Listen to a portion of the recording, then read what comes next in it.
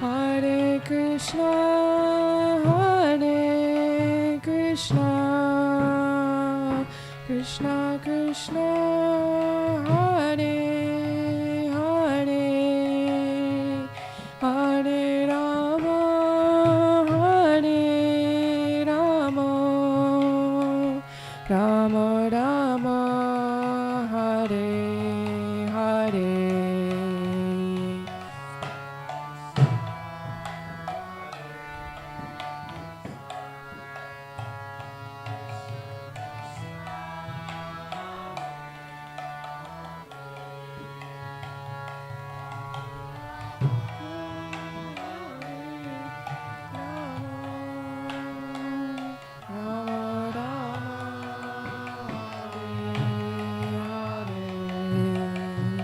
Hare Krishna, Hare Krishna, Krishna Krishna, Hare Hare, Hare Rama, Hare Rama,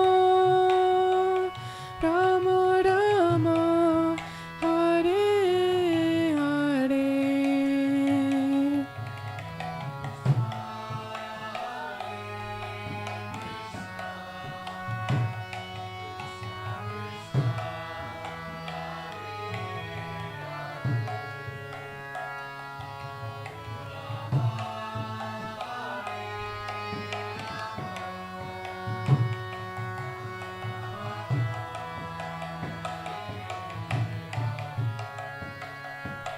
Hare Krishna, Hare Krishna,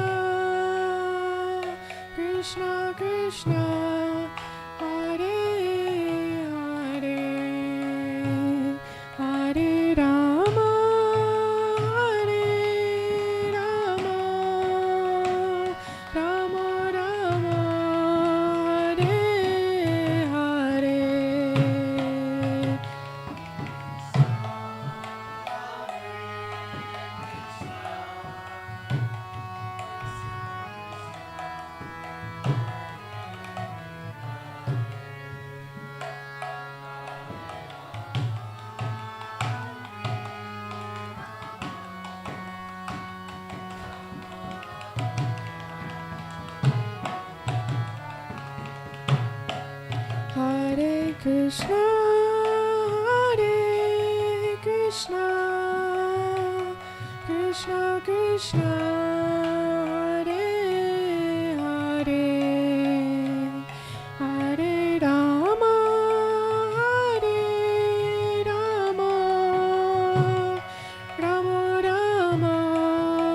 Hare Hare.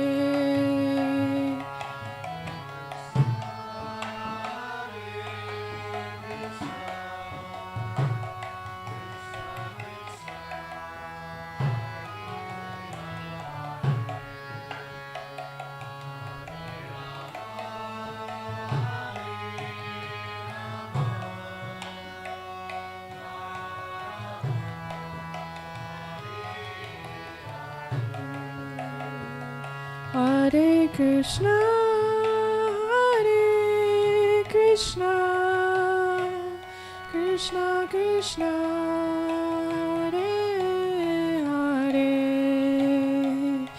Hare Rama, Hare Rama, Rama Rama, Hare Hare.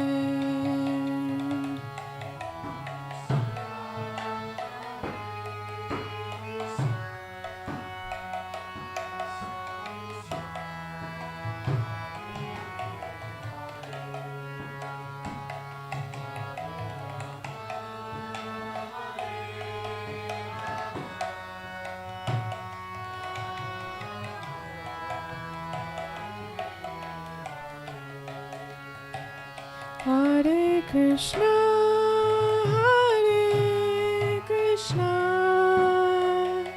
Krishna Krishna, Hare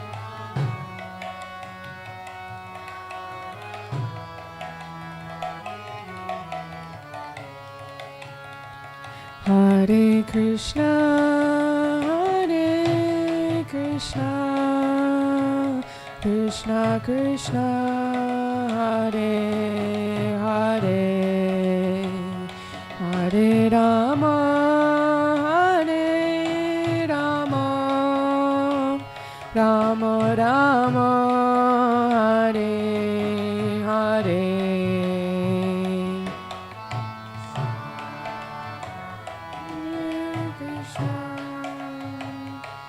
Krishna Krishna, Hare Hare, Hare Rama, Rama,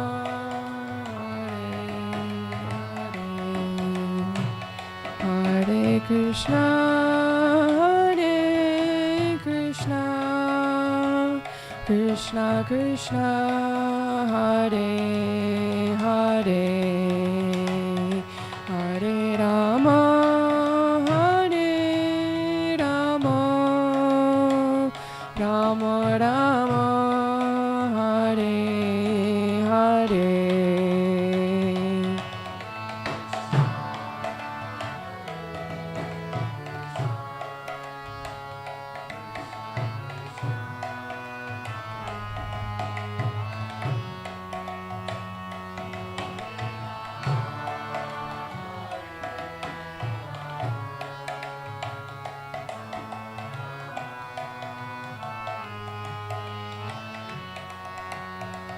Hare Krishna, Hare Krishna, Krishna Krishna, Hare Hare, Hare Rama, Hare Rama, Rama Rama, Hare Hare.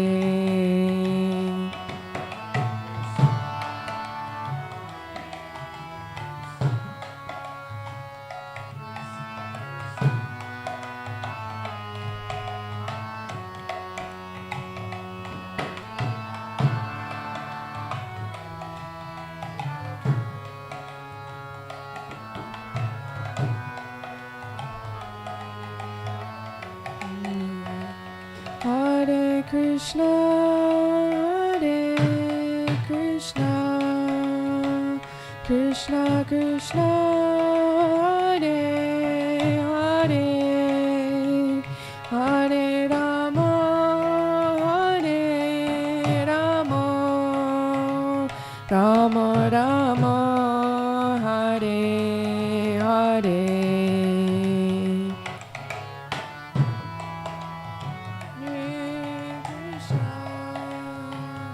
Krishna Krishna, Hare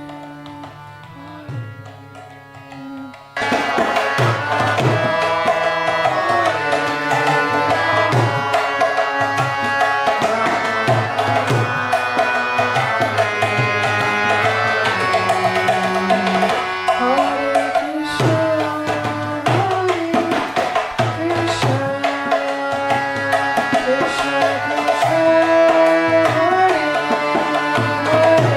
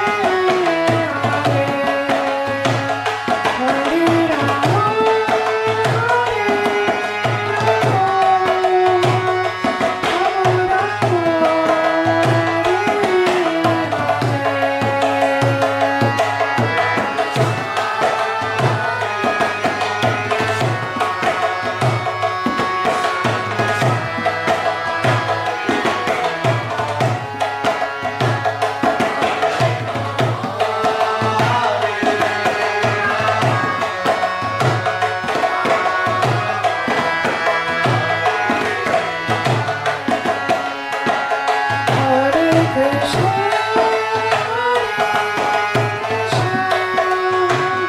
Krishna Krishna, Hare Hare, Hare Rama, Hare Rama, Rama Rama, Hare Hare.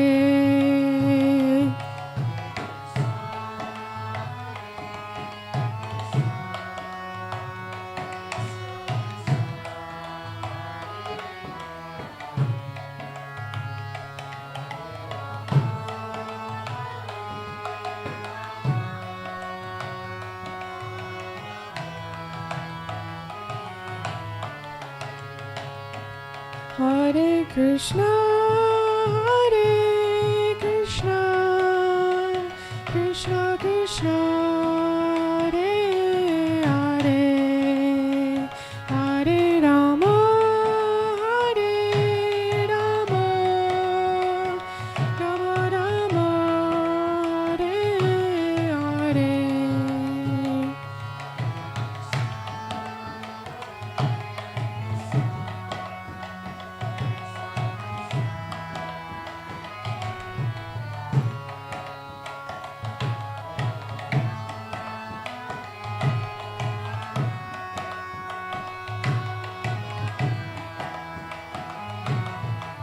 Hare Hare. Hare Krishna, Hare Krishna, Krishna Krishna, Hare Hare, Hare Rama, Hare Rama, Rama Rama, Hare Hare.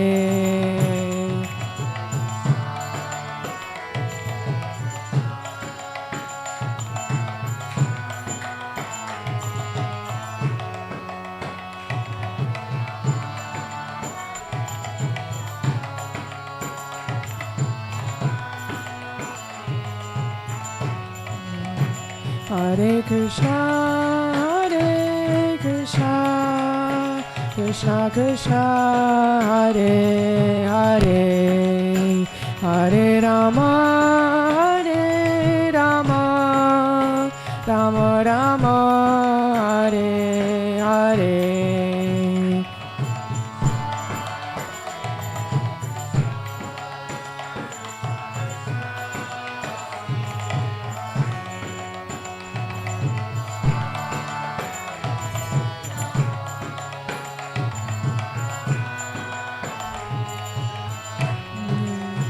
Hare Krishna, Hare Krishna, Krishna Krishna, Hare Hare, Hare Rama, Hare Rama, Rama Rama, Hare Hare.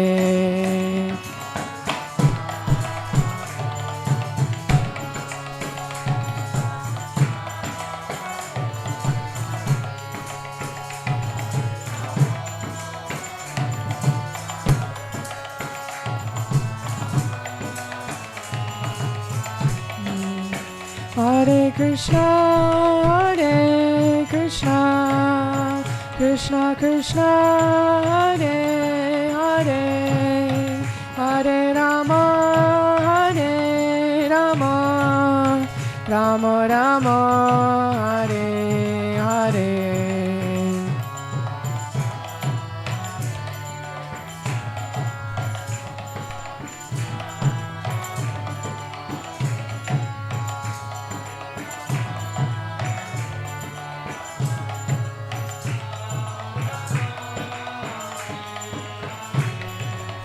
Hare Krishna, Hare Krishna, Krishna Krishna, Hare Hare, Hare Rama, Hare Rama, Rama Rama, Hare Hare.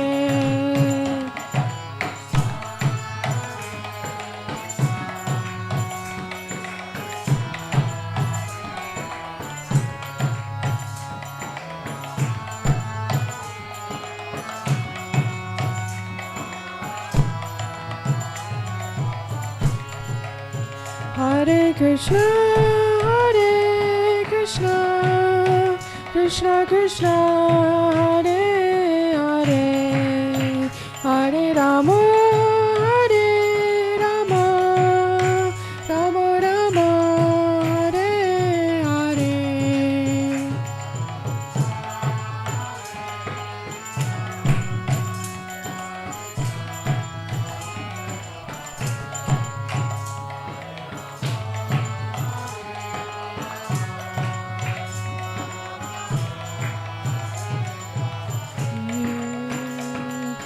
Hare Krishna, Krishna Krishna, Hare Hare, Hare Ram, Ram Ram, Hare Hare.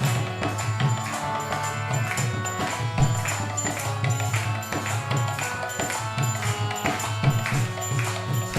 Krishna, Krishna Krishna, Hare Hare, Hare Ram, Ram Ram, Hare Hare.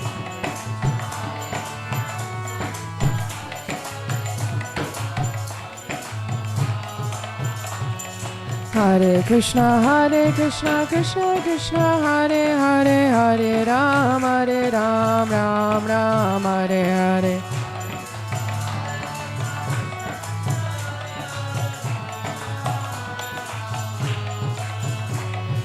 Hare Krishna, Krishna, Hare Hare, Hare Ram, Ram Hare Hare.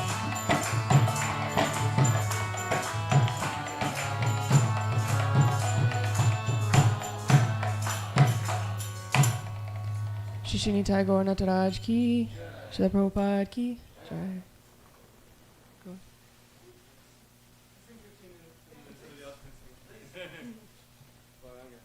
So nice to hear your enthusiastic kirtan. I have an opportunity to dance.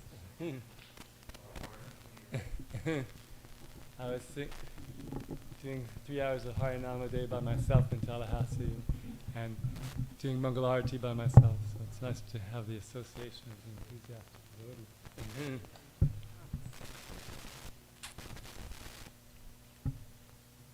Maybe I'll open it that side because even though I'm even though I'm, oh, I see both. It's like that. Okay, let's see.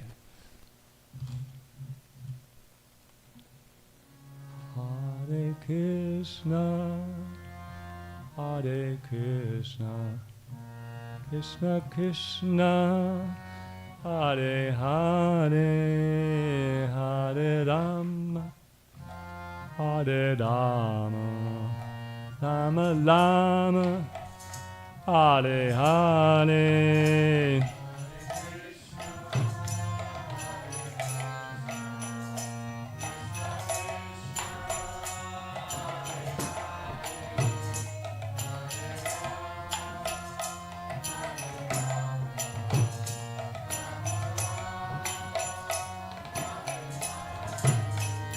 Hare Krishna, Hare Krishna, Krishna Krishna, Hare Hare, Hare Rama, Hare Rama, Rama Rama, Hare Hare.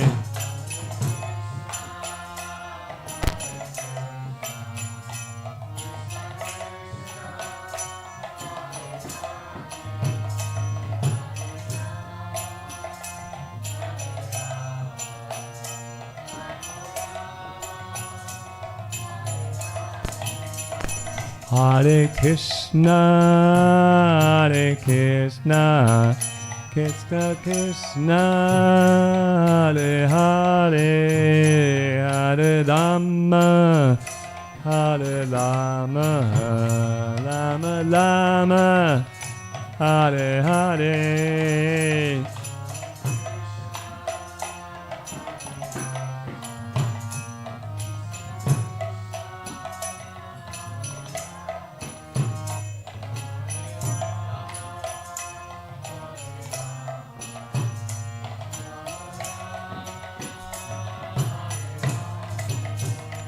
Hare Krishna, Hare Krishna, Krishna Krishna, Hare Hare, Hare Lama, Hare Lama, Lama Lama, Hare Hare.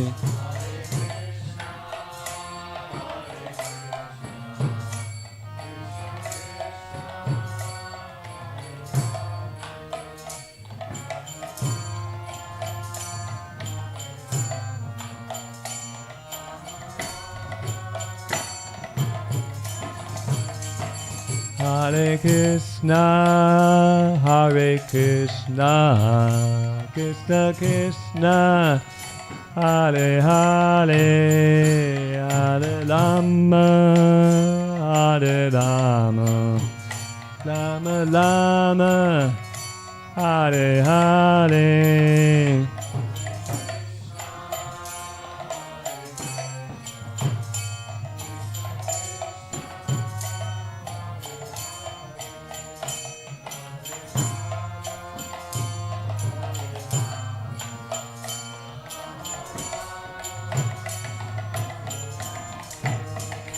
Hare Krishna, Hare Krishna, Krishna Krishna, Hare Hare, Hare Rama, Hare Rama, Rama Rama, Hare Hare.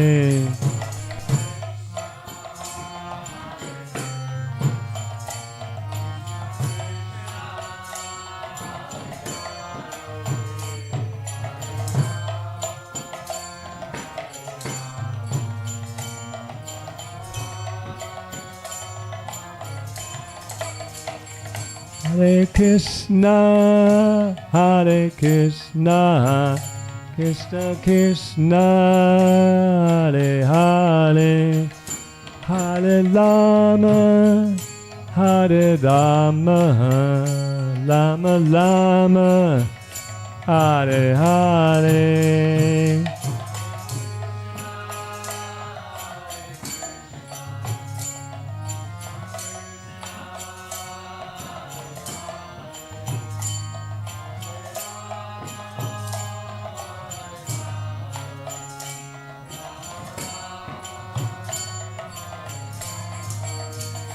Hare Krishna, Hare Krishna, Krishna Krishna, Hare Hare, Hare Rama, Hare Rama, Rama Rama, Hare Hare.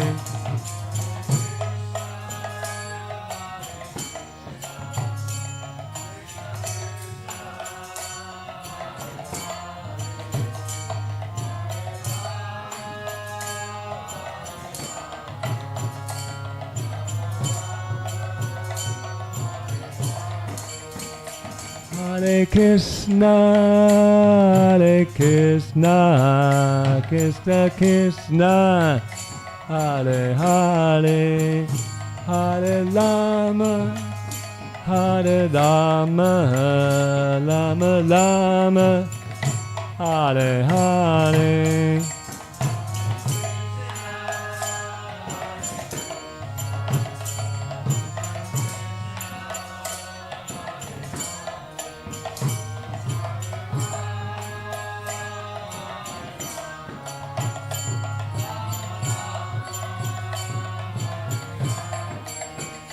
Hare Krishna, Hare Krishna, Krishna Krishna, Hare Hare, Hare Rama, Hare Rama, Rama Rama, Hare Hare.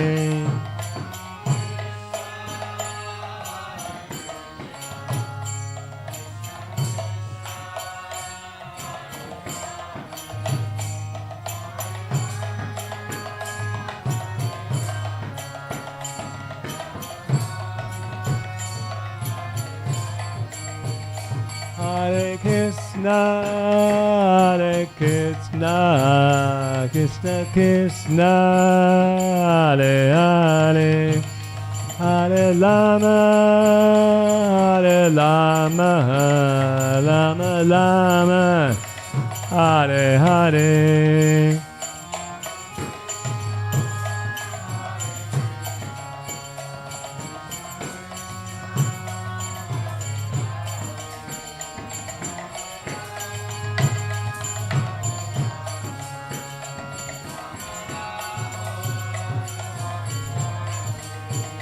Hare Krishna, Krishna Krishna, Hare Hare, Hare Rama, Hare Rama, Rama Rama, Hare Hare.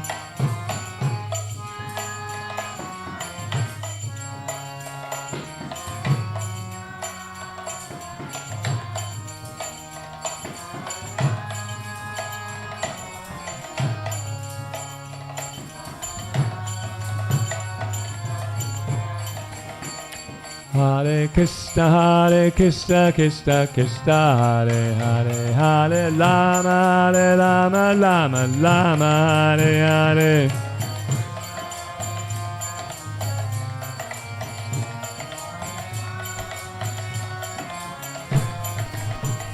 Hare Krishna, Krishna Krishna, Hare Hare, Hare Rama, Rama Rama, Hare Hare.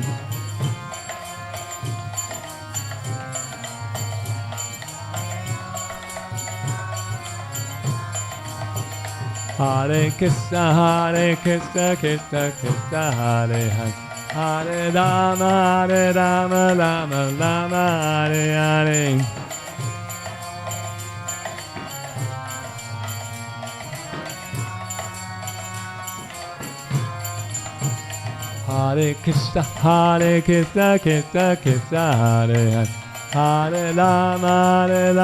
Rama Rama, Hare Hare.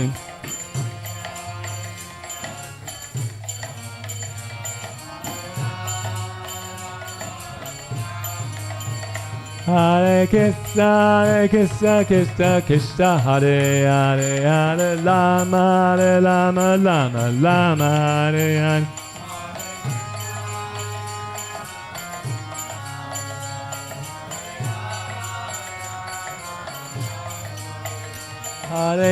Hare Krishna, Krishna, Hare Hare, Hare Rama, Rama, Hare Hare.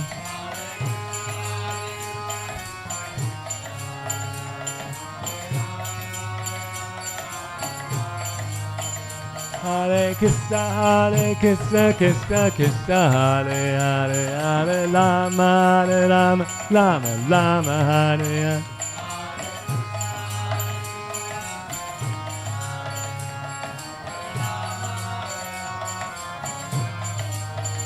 Hare Krishna, Krishna, Hare Hare, Hare Rama, Rama, Hare Hare. Hare Krishna, Krishna, Hare Hare, Hare Rama, Rama, Hare Hare.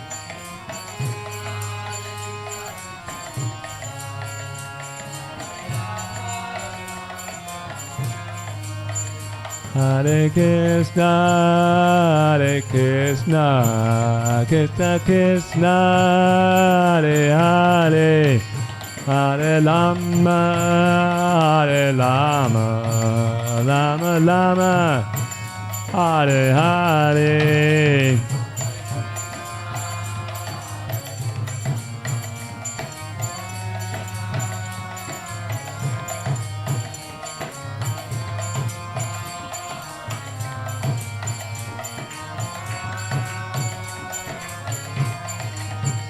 Hare Krishna, Krishna, Hare Hare, Hare Rama, Rama, Hare Hare.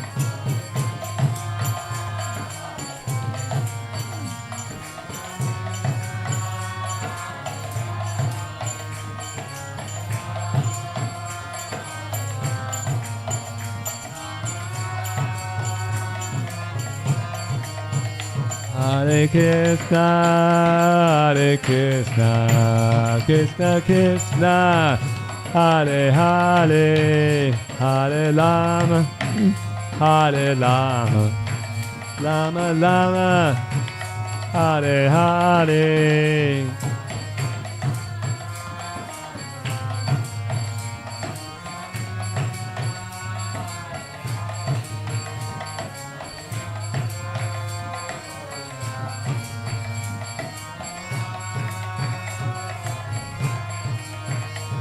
Hare Krishna, Krishna Krishna, Hare Hare, Hare Rama, Hare Rama, Rama Rama, Hare Hare.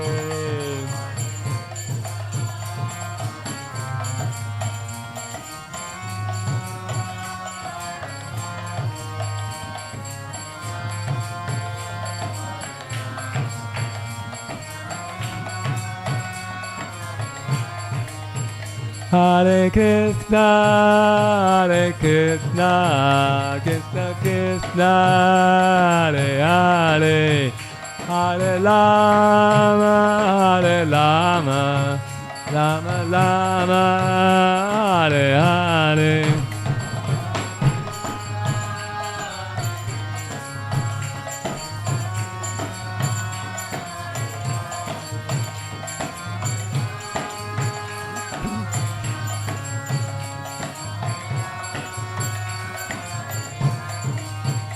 Hare Krishna, Krishna Krishna, Hare Hare, Hare Rama, Hare Rama, Rama Rama, Hare Hare.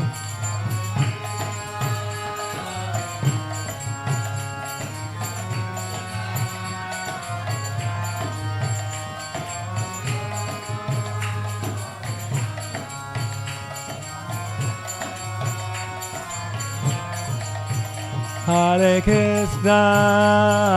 Krishna, Krishna Krishna, Hare Hare, Hare Rama, Hare Rama, Rama Rama, Hare Hare.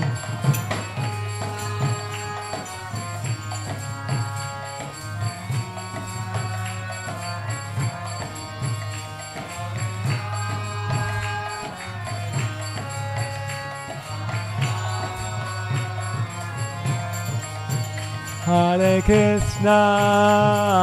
Krishna, Krishna Krishna, Hare Hare, Hare Rama, Hare Rama, Rama Rama, Hare Hare. Krishna, Krishna Krishna, Hare Hare, Hare Rama, Hare Rama, Rama Rama, Hare Hare.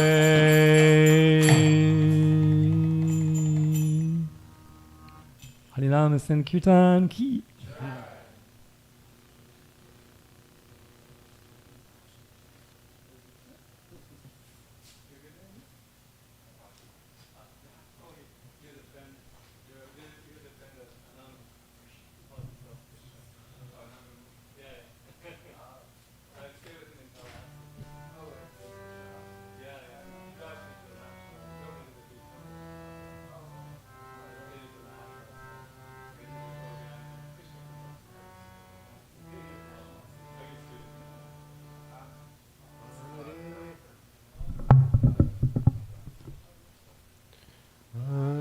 Krishna, Hare Krishna, Krishna Krishna, Hare Hare, Hare Rama, Hare Rama, Rama Rama, Hare Hare.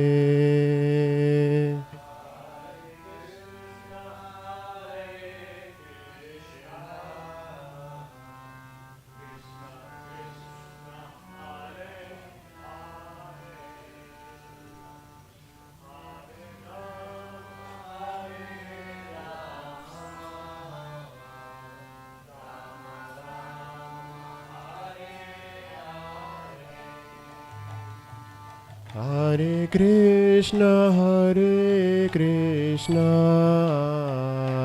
Krishna Krishna, Hare Hare, Hare Rama,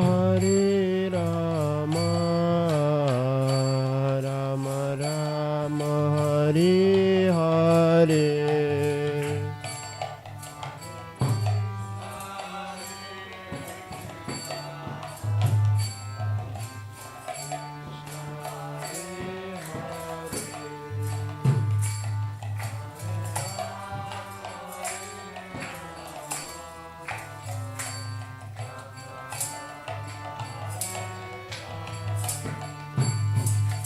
Hare Krishna, Krishna Krishna, Hare Hare, Hare Rama, Rama Rama, Hare Hare.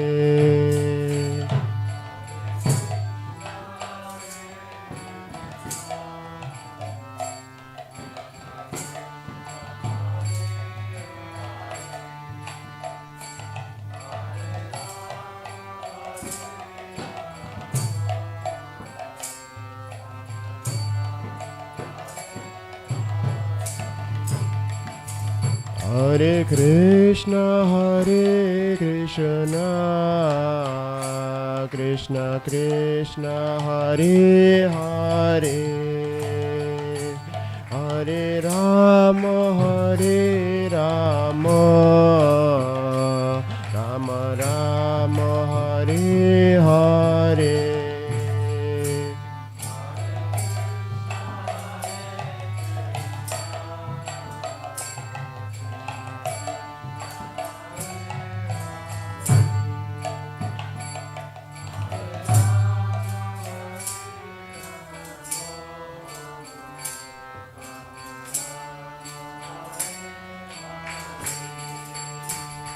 Hare Krishna, Krishna Krishna, Hare Hare, Hare Rama, Rama Rama, Hare Hare.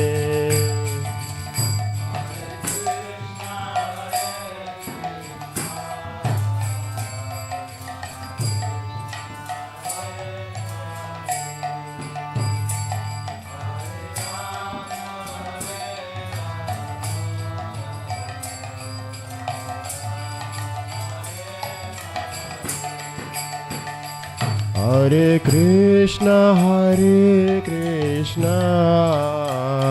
Krishna Krishna, Hare Hare, Hare Rama, Rama Rama, Hare Hare.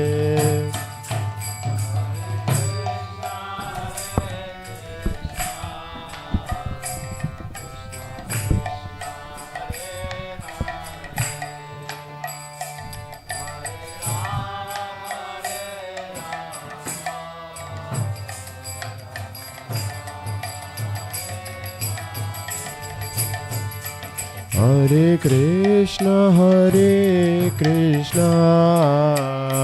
Krishna Krishna, Hare Hare, Hare Rama,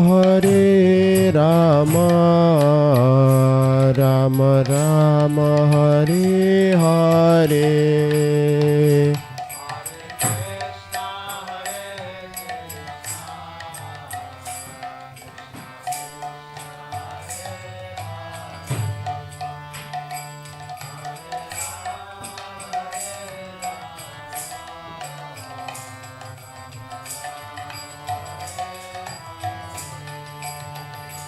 Hare Krishna, Krishna Krishna, Hare Hare, Hare Rama,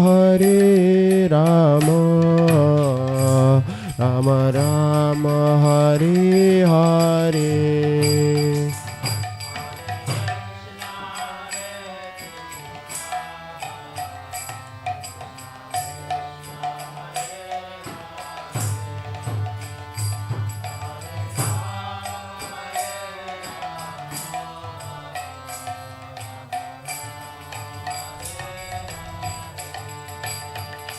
Hare Krishna, Krishna Krishna, Hare Hare, Hare Rama, Rama Rama, Hare Hare.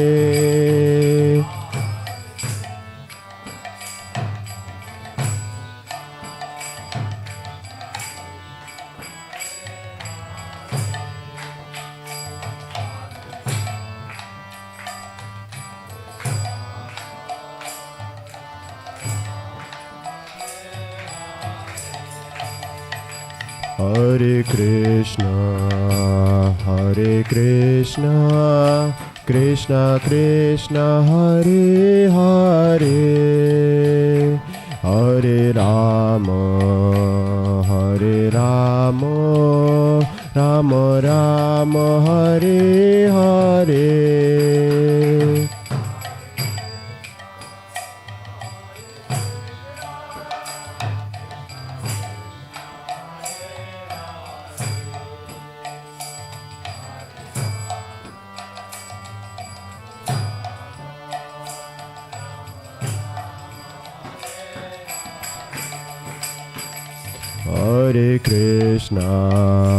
Hare Krishna, Krishna Krishna, Hare Hare, Hare Rama, Rama Rama, Hare Hare.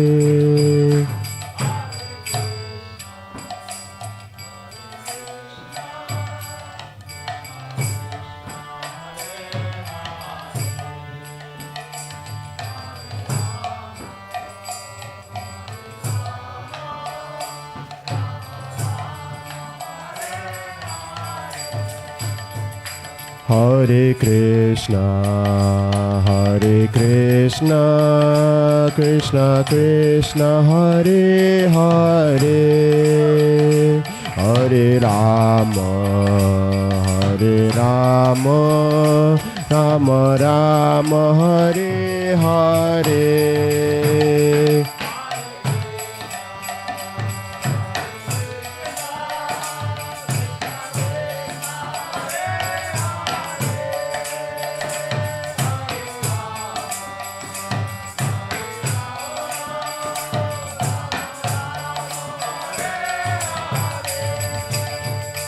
Hare Krishna, Krishna Krishna, Hare Hare, Hare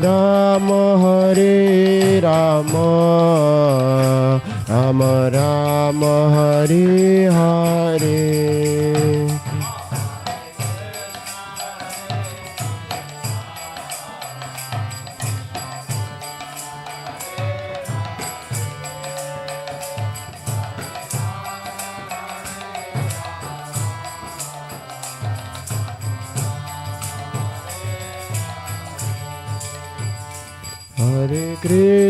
Hare Krishna, Krishna Krishna, Hare Hare, Hare Rama,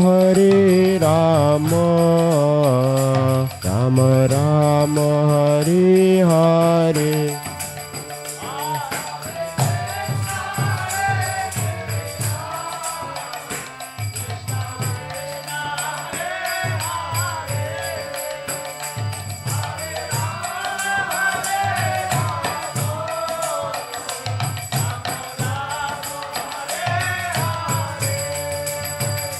Hare Krishna, Krishna Krishna, Hare Hare, Hare Rama, Hare Rama, Rama Rama, Hare Hare.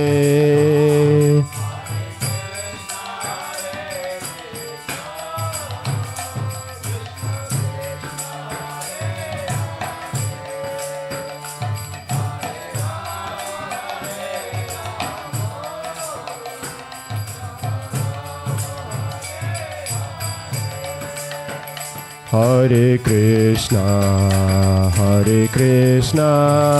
Krishna Krishna, Hare Hare, Hare Rama, Rama Rama, Hare Hare.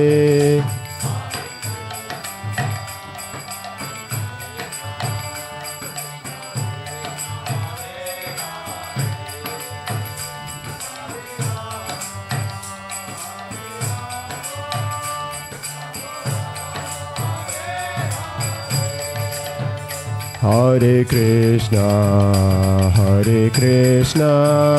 Krishna Krishna, Hare Hare, Hare Rama, Rama Rama, Hare Hare.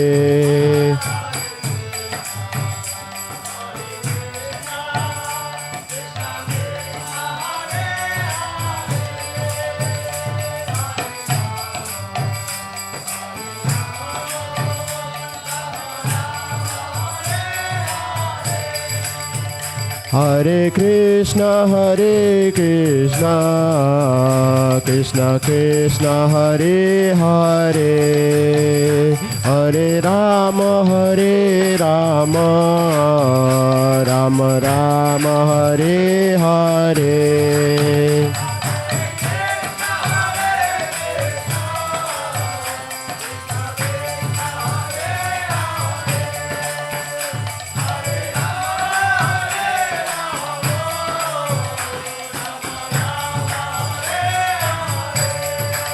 Hare Krishna, Krishna Krishna, Hare Hare, Hare Rama,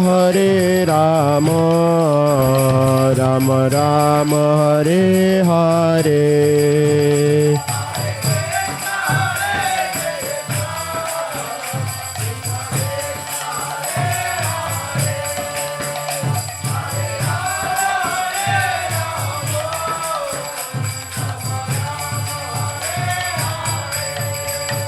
Hare Krishna,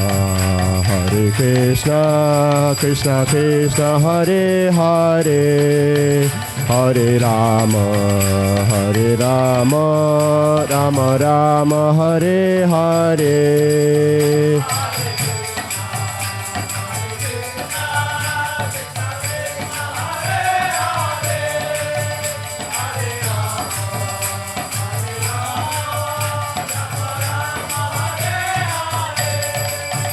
Hare Krishna,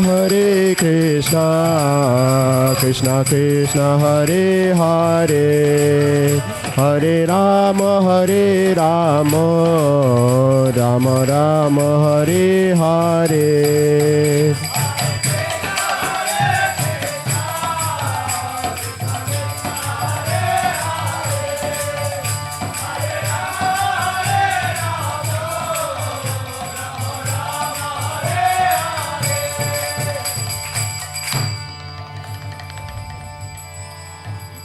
Nita Gaura Nataraj ki, Srila Prabhupada ki, Nita Gaura Premanande.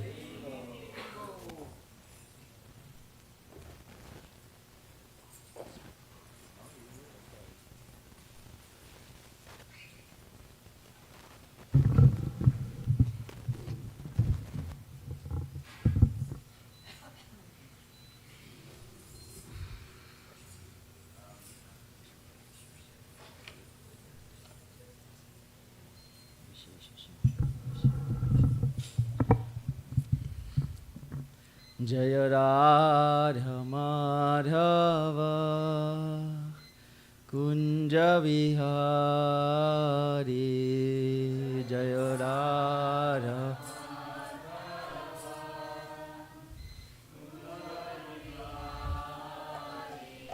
Jai Radha Madhava Kunja Vihari Jai Radha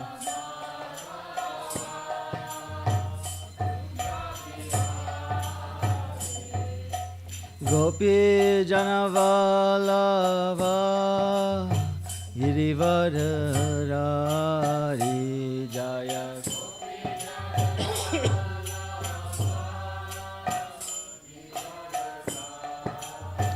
Jaya Gopi Janavalava Girivadharari Jaya Gopi Janavalava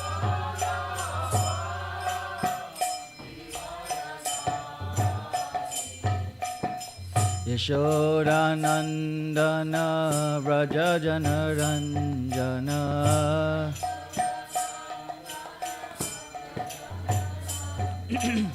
Yashodanandana Vrajajana Ranjana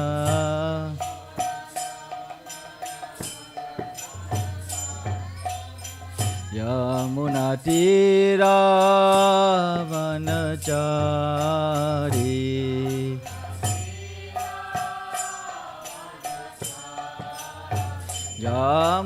Yamunatira Vanachari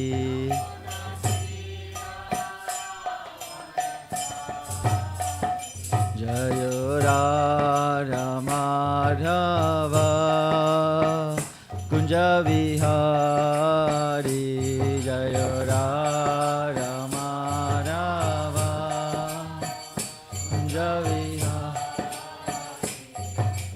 Gopi Janavalava Girivadharari Jaya Gopi Janavalava Girivadharari Yashodanandana Vrajajana Ranjana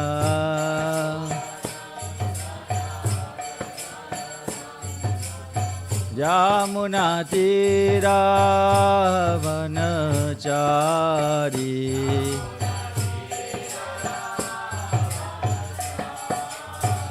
Jaya Radha Madhava Kunja Vihari Jaya Radha Madhava Kunja Vihari Hare Krishna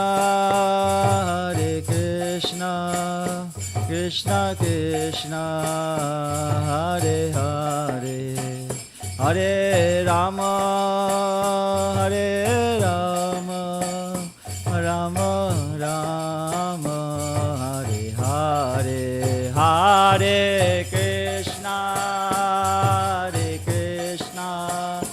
Krishna Krishna Hare Hare Hare Rama Rama Rama Hare Hare Krishna Krishna Krishna Hare Hare Hare Rama Rama Rama Hare Hare Hare Krishna Krishna Krishna Hare Hare Hare Rama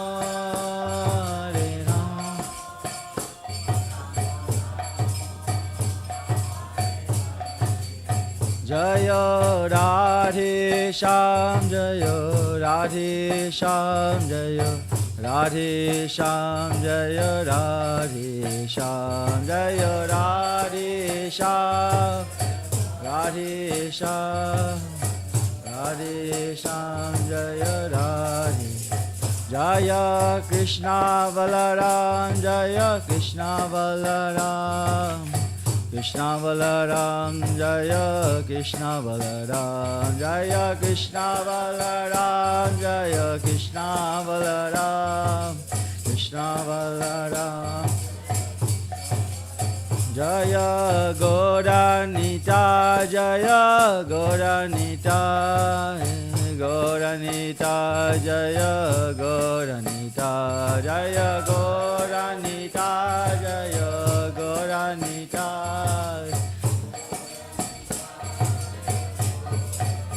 Nitai Gaura Nataraj Nitai Gaura Nataraj Nitai Gaura Nataraj Nitai Gaura Nataraj Nitai Gaura Nataraj Nitai Gaura Nataraj Nitai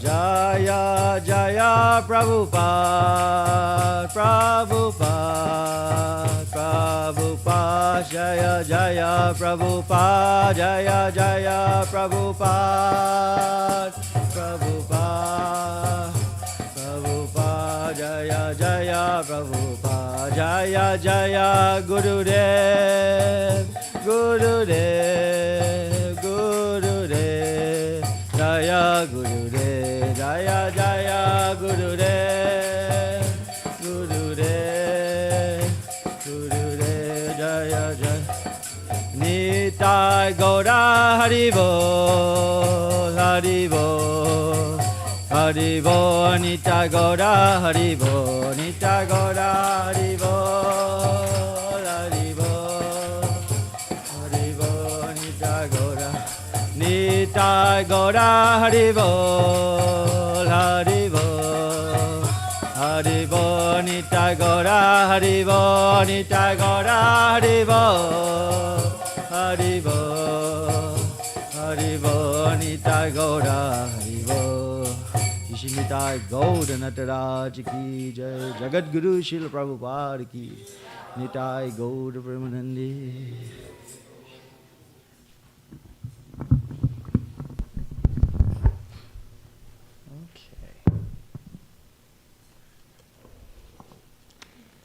Okay, thank you, Avi Prabhu. So, Hare Krishna, everybody. Welcome to the Sunday Love Feast. You are all the crowd that beat the rain that looks like it's about to fall down. So, everybody else who's going to come today to the temple looks like they're going to come in with a shower. So, which isn't a bad thing, too. Rain is auspicious, so luckily we'll just, as people come in towards the rest of the day, we'll just make sure to give them some room so that way they don't drip all over outside. But we're going to be talking a little bit today about something that necessarily, even when it comes to devotional life, it can be hard, but especially then it's extremely hard for people who don't even realize that there's a hurdle that they have to actually jump over to do their spiritual life. So we'll be diving in a little bit, and I'm actually going to gauge the room to see what do we think the final hurdle in spiritual life is. But before we go ahead and do that, and even before we go to invocation, did anybody go to the Rath Yatra yesterday in Daytona Beach? Show of hands. All right. How was it? Good, amazing, great. What else? Throw out words. Describe Rath Yatra. Ecstatic. I love it. What else? Jam-packed. Understatement. I think that was more people than last year's. The weather, it was nice and sunny the entire way. There was like a 20-30% chance of rain expected, but we didn't get anything. Lord Jagannath wanted sun the entire Rath Yatra. He got sun the entire Rath Yatra, and he probably saw thousands of people in that 2-hour window when we went up and down the beach. So if you haven't been to Daytona Beach Rath Yatra, mark it on your calendar next year so you can do so. But luckily, there are other opportunities for Rath Yatra in Florida. Next one up is St. Augustine in April. So we will be able to all make the endeavor to go up to the first Western city in America. And then, of course, we wrap up Rath Yatra season in Florida at Jacksonville Rath Yatra, which is one of the largest festivals. So make sure to, I'm sure we'll, as we pay attention later in the schedule, we'll look on the map, but also just mark your calendars, or we live in the 21st century, just go online, Google Florida Rath Yatras, Festival of Chariots, and you'll get the full schedule, locations, time, and place for everything. So just make sure, mark your calendars down so you can continue to attend all of these Rath Yatra festivals. But let's go ahead and talk about today's topic. But of course, we will always invoke Om Agyanaktimirandasya Gyananjana Shalakaya Chakshurum Militam Jena Tasmai Shri Gurave Namah Shri Chaitanya Manobishtam Stapitam Yena Bhutale Swayam Rupa Kadamayam Dadati Swapadantikam Vandeham Shri Guru Shri Utapatakamalam Shri Gurum Vaishnavamscha Shri Rupam Sagrajatam Sahagana Raghunatam Vitam Tam Sajivam Sadvaitam Savadutam Parijana Sahitam Krishna Chaitanya Devam Shri Radha Krishna Padan Sahagana Lalita Shri Vishaka Vitamscha He Krishna Karuna Sindhu Dina Bandhu Jagatpate Gopesha Gopika Kanta Radha Kanta Namostute Tata Kanchana Gorangi Radhe Vrindavaneshwari Vrishabhanu Sute Devi Pranamami Hari Priye Kalpa Turvyasya Kripa Sindhubhyeva cha Patitanam Pavanebhyo Vaishnavebhyo Namo Namaha Jaya Shri Krishna Chaitanya Prabhu Nityananda Shri Advaita Gadadhara Shivasadi Gaura Bhakta Vrinda Hare Krishna Krishna Krishna Hare Hare Hare Rama Rama Rama Hare Hare Namo Vishnu Padaya Krishna Prastaya Bhutale Srimate Bhakti Vedanta Swamine Namine Namaste Saraswate Deve Gauravani Bracharine Nivirshesha Shunyavadi Paschatya Deshatarine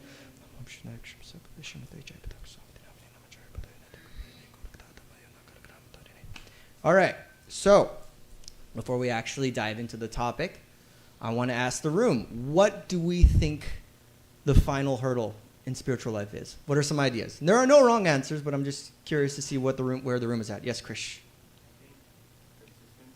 Consistency? Okay, solid answer.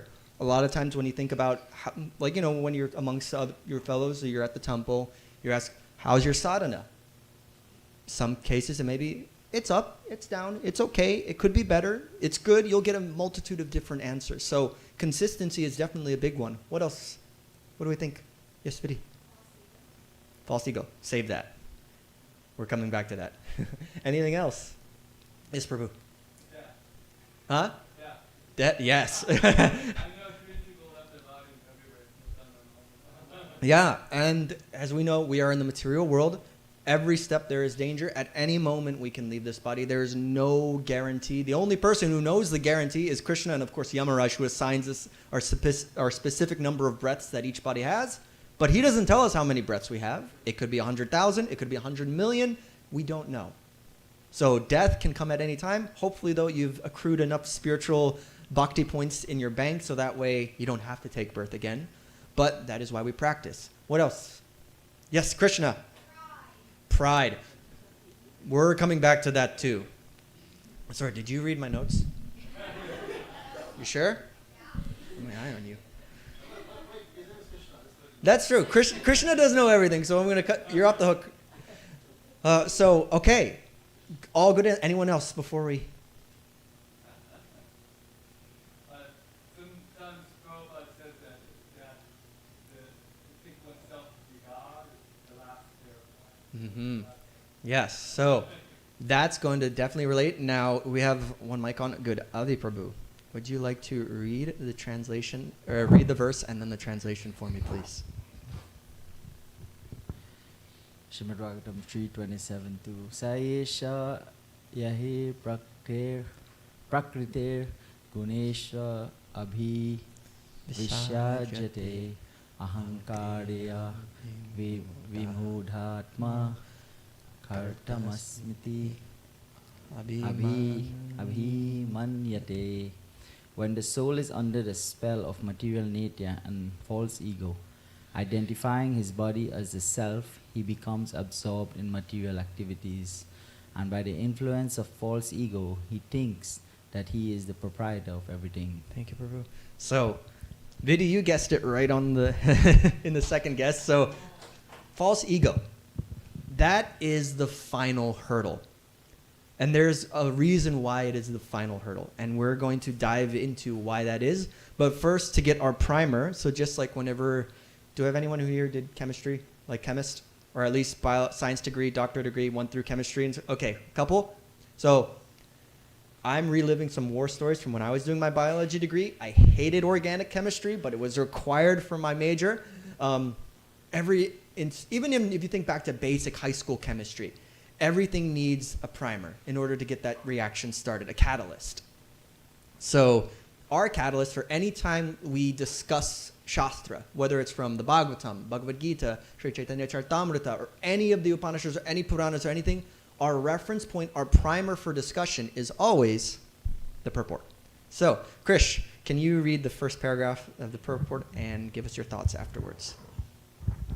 Actually, the conditioned soul is forced to act under the pressure of the modes of material nature. The living entity has no independence. When he is under the direction of the Supreme Personality of Godhead, he is free. But when, under the impression that he is satisfying his senses, he engages in sense gratificatory activities, he is actually under the spell of material nature. Thoughts? When we think we're free, we're not truly free. Especially when we're, just engaging in sense gratification. You have good, yeah. Especially when we think about it, obviously not everybody in the material world is conditioned. There are liberated souls that are pure on the pure devotional service level. But for the most part, when you think about most living entities in the conditioned world, in the material world, whether they're human, animal, plant, fungus, bacteria, there's that thought of control. Because if we think about the four basic principles of what most conditioned life goes through, eating, sleeping, mating, and defending. Defending or fearing, however you want to word it, that defending is the illusion of control. This, I need to please my senses. I need to control my environment so that I can please my senses. I need to have a nice house so that I can fill my house with groceries, so I can fill my house with a 80-inch plasma screen TV. I need to put all of these things so that my senses can be calm, and then my brain and my delusion will say, I'm at peace. But in reality, then when a hurricane comes through and cuts your power, where's your peace then? So it's all the illusion of control that we see in the material world. So thank you, Prabhu. Mersha, could you read the next part of the purport, please? Yes. In the Bhagavad Gita, it is said, Prakrite kriyamanani, one acts according to the particular modes of nature he has acquired. Guna refers to the qualities of nature. He is under the qualities of nature, but he is falsely thinking that he is the proprietor. This false sense of proprietorship can be avoided simply by engaging oneself in devotional service under the direction of the Supreme Lord or his bona fide representative. So we have acquired certain natures, and we think that we're in control, but actually it's these natures based on what we've done in previous lives that is controlling what we do. So if we have that understanding and we work in devotional service under the guidance of somebody, then we can go beyond that understanding, false understanding. Yeah, and if you think about it, it's not hard to see the material modes affecting people in the world. All you have to do is move to Florida and drive on I-4 for like 5 minutes. I guarantee you are going to see the mode of passion in action. Every single time you merge onto the highway, you're going to have someone honking at you, someone yelling in 50 million different languages. Passion is very prevalent, especially in the Western world. You'll actually notice all the European countries, the Americas, passion is dominant. Industry, develop, technology, push forward. Goodness also exists in place. Of course, we know the three modes exist throughout, but you notice there's different pockets where you can see, yes, if I want to see the mode of ignorance in full swing, I'm going to go to a bar. Won't take long. By 6 o'clock to 8 o'clock, you're going to see people in full-blown mode of ignorance. They probably can't even say their own name. If you even want to think about the mode of goodness, all I got to do is I just got to go find myself a nice organic health food store. Probably a lot of people in there in the mode of goodness. They're taking care of their bodies. They're looking after themselves. But even then, material goodness can only get so far. So good. Heather, would you like to read the next part of our report, please?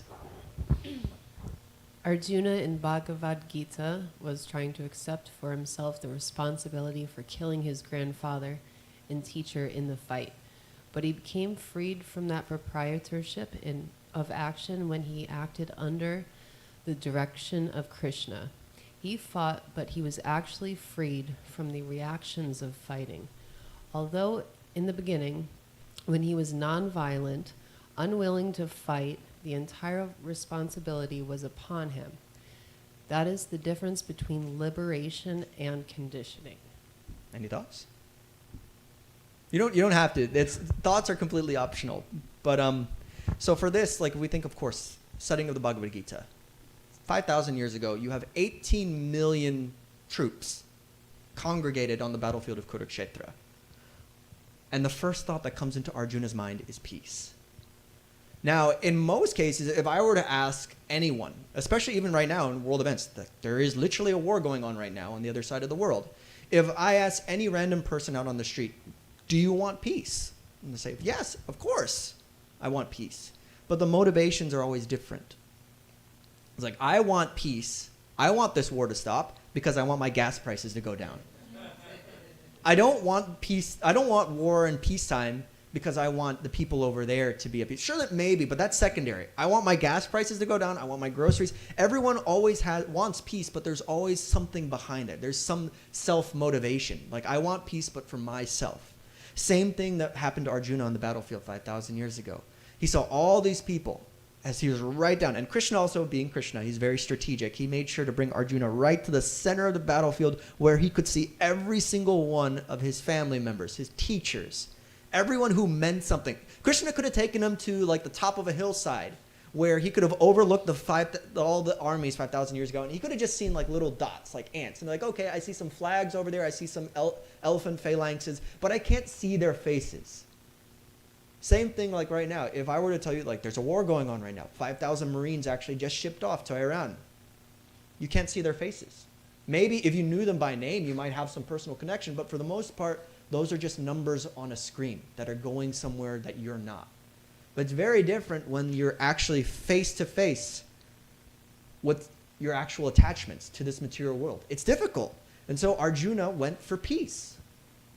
I need to be peace. I need nonviolence. Ahimsa. It's praised in the Shastra. Ahimsa, nonviolence. It's a perfect way to live. But the problem was Arjuna is not a Brahmana. He's not a teacher. He's in the position of a Kshatriya. And a Kshatriya's duty is to what? To protect. Protect through fighting, but never fighting for the sake of violence. Fighting for the sake of violence is acting on the mode of passion. Fighting in the sake of protection is something completely different. You have a purpose that is beyond the self. If I'm fighting just for the sake of, I want to show my prowess on the battlefield, I want to show my muscles, I want to show my martial skill, then that is the wrong mindset. And that's the mindset that the Kauravas had on the battlefield. We want to fight to maintain this kingdom. We want to fight because we stole this kingdom from the Pandavas. We are going to keep it. In their own minds, though, they won it fairly. But that was their mindset. And Arjuna was thinking, let them have it. I can't kill Bhishma. I can't kill Drona. I can't do it. But in reality, that's selfishness. He's accepting a position that did not belong to him. And therefore, Krishna, through the course of the Bhagavad Gita, dispels that doubt and says, no, perform your duty, but just don't be attached to your duty. Fight on my behalf. All right, and then Oscar, can you round out the purport for us, please?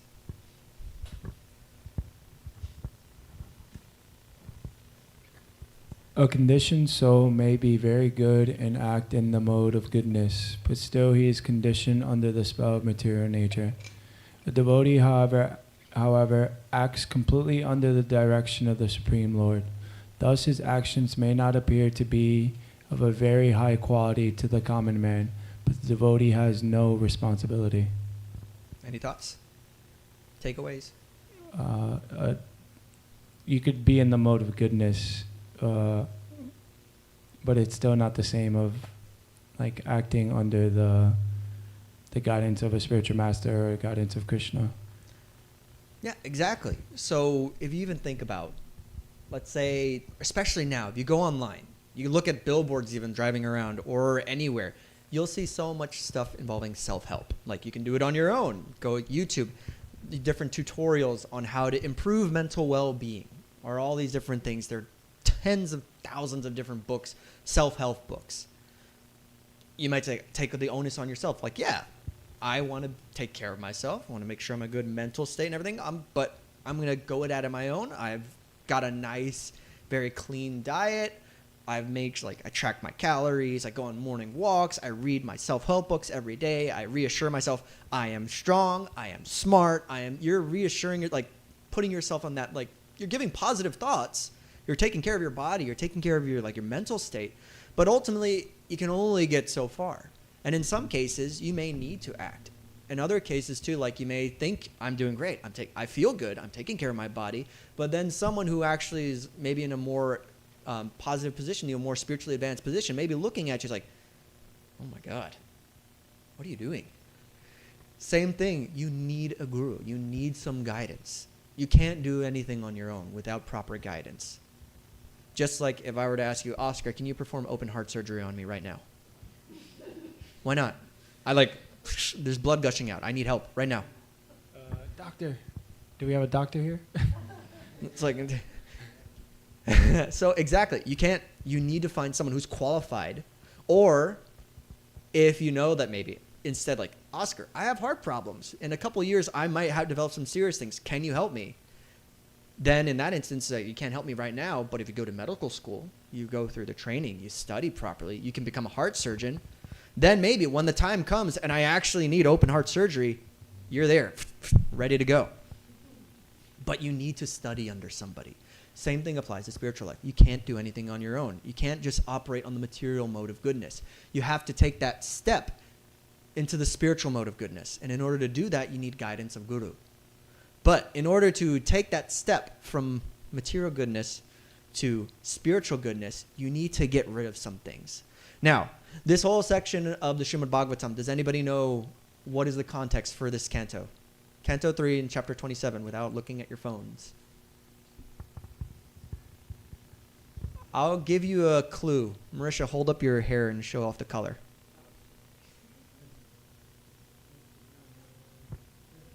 Yes, say it louder, Mataji. Yes, so at this point, this is Lord Kapila. Thank you, Marisha. So I needed blonde hair. So, so this is Lord Kapila who is actually speaking to his mother Devahuti. And for context, so Lord Kapila, as we know, he is an avatar, specifically is a Shaktivesh avatar of the Supreme Lord. Shaktivesh meaning he's an empowered avatar of the Lord. So he's not a direct manifestation of Krishna as avatar like Mahaprabhu, like Lord Ram, but he is an expansion avatar. And he's specifically to his mother describing the Sankhya philosophy. So if you think about how we think of the material world, you can name all the material elements. You can name like the five senses, all of these different things. We can describe the material world. But then what Lord Kapila was able to do is to put the soul, the jiva in context. Because if I were to ask you, Max, what are the five material elements?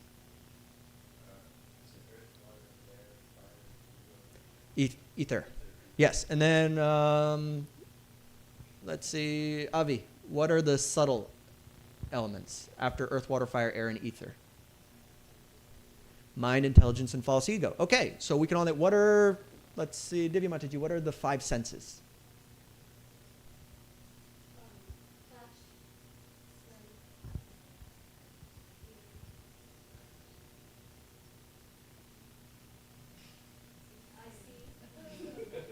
Yeah. And? Taste. Okay, cool. So we can all name the actual physical and subtle elements. We can explain how we interact with them. What's missing from the entire picture in the material world? And? The soul, the jiva. So Lord Kapila's Sankhya philosophy explains metaphysics. It explains all the interaction to how the material world works, but then also how does the jiva interact with everything. Puts it into context for us. Because otherwise, we're just talking about, it's the same way that you're flipping through a textbook. Like, this is the material world. It is X billion of miles long. It is covered in this and this and this. This is inside it. That's inside it. But the thing that's missing is the soul. How do us as the jiva interact with everything, and ultimately, how do we get out? And that's the main goal. So, Marisha, could you read this verse and translation for me?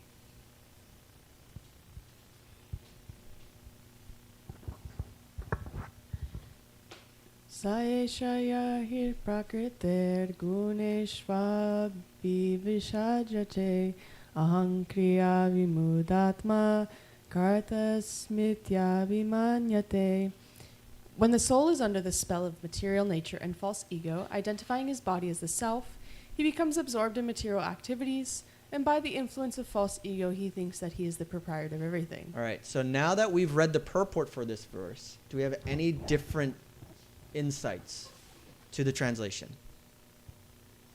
Or do we think Srila Prabhupada kind of covered everything? You can say yes. Yeah, good. Good. That's what I was hoping for, because we want to, usually when you have a verse, usually the purport will give pretty much all the context that you need in understanding that verse. So the fact that no one is saying, I think there's a couple extras, is perfect. Of course, Srila Prabhupada is perfect, so therefore the response is perfect. But now let's actually focus in on the soul under the spell of material nature and the false ego. That is our final hurdle. Let's actually start to talk about this final hurdle. So, what is Sanskrit for false ego? Ahankara. Very good. So, ahankar, false ego. Now, interestingly enough, there was a very famous devotee, actually. You met Srila Prabhupada, talked with him many times. He actually wrote a song about false ego. Does anyone know who I'm talking about? Very famous devotee.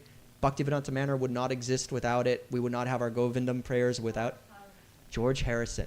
So in 1970, so at this point, George Harrison had already met Srila Prabhupada, regularly interacting, having conversations with him, receiving guidance. He wrote one of the last songs that the Beatles wrote together as they were a band before they all split off and did their own things. He wrote the song called I, Me, and Mine. And it perfectly encompasses ahankara, false ego.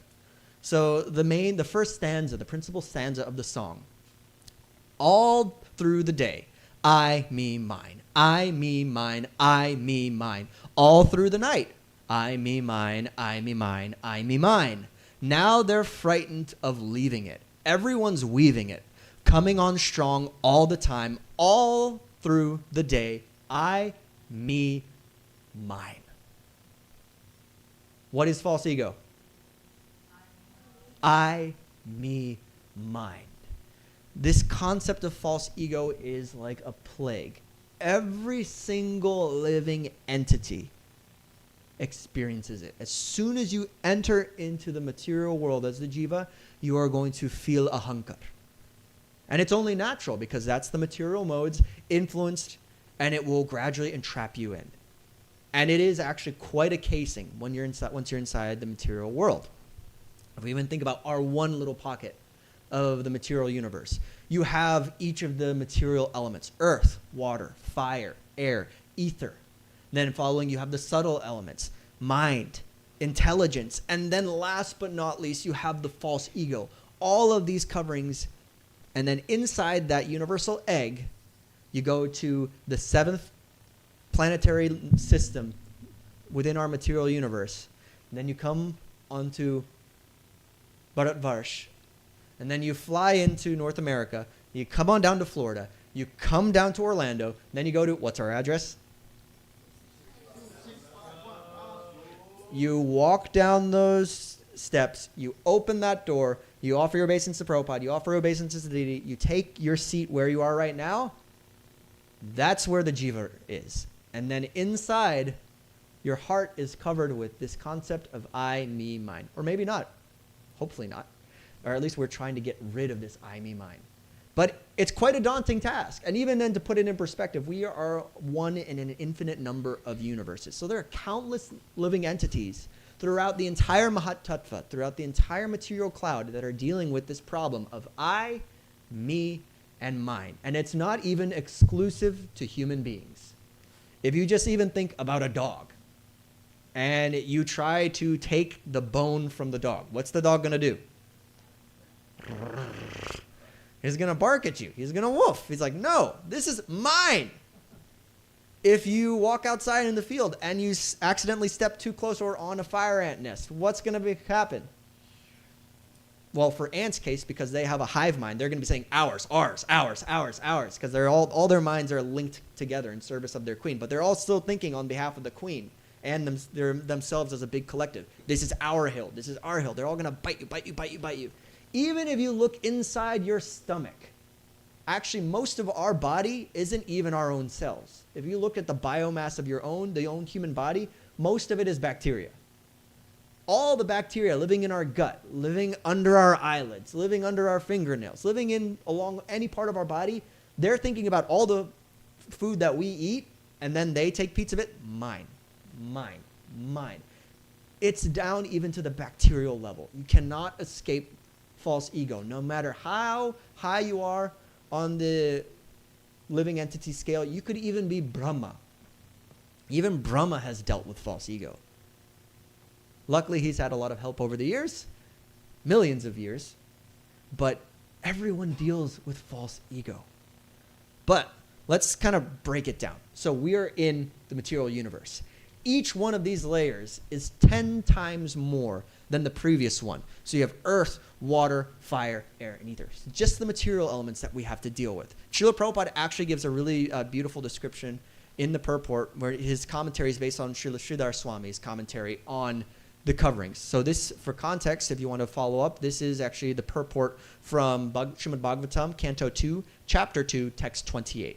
So Srila Sridhar Swami confirms that part of the material nature, after being initiated by the Lord, is known as the Mahat Tattva, or the material cloud.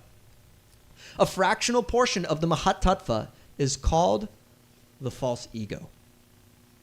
A portion of the ego is the vibration of sound. And a portion of the sound is atmospheric air. A portion of the air atmosphere turns and forms, and the forms constitutes the power of electricity or heat. Heat produces the smell of the aroma of the earth, and the gross earth is produced by such aroma. All of these combined together constitute the cosmic phenomenon. The extent of cosmic phenomenon is calculated to be diametrically, both ways, 4 billion miles. Then the coverings of the universe begin. The first stratum is the covering of calculated to be extended of 80 million miles.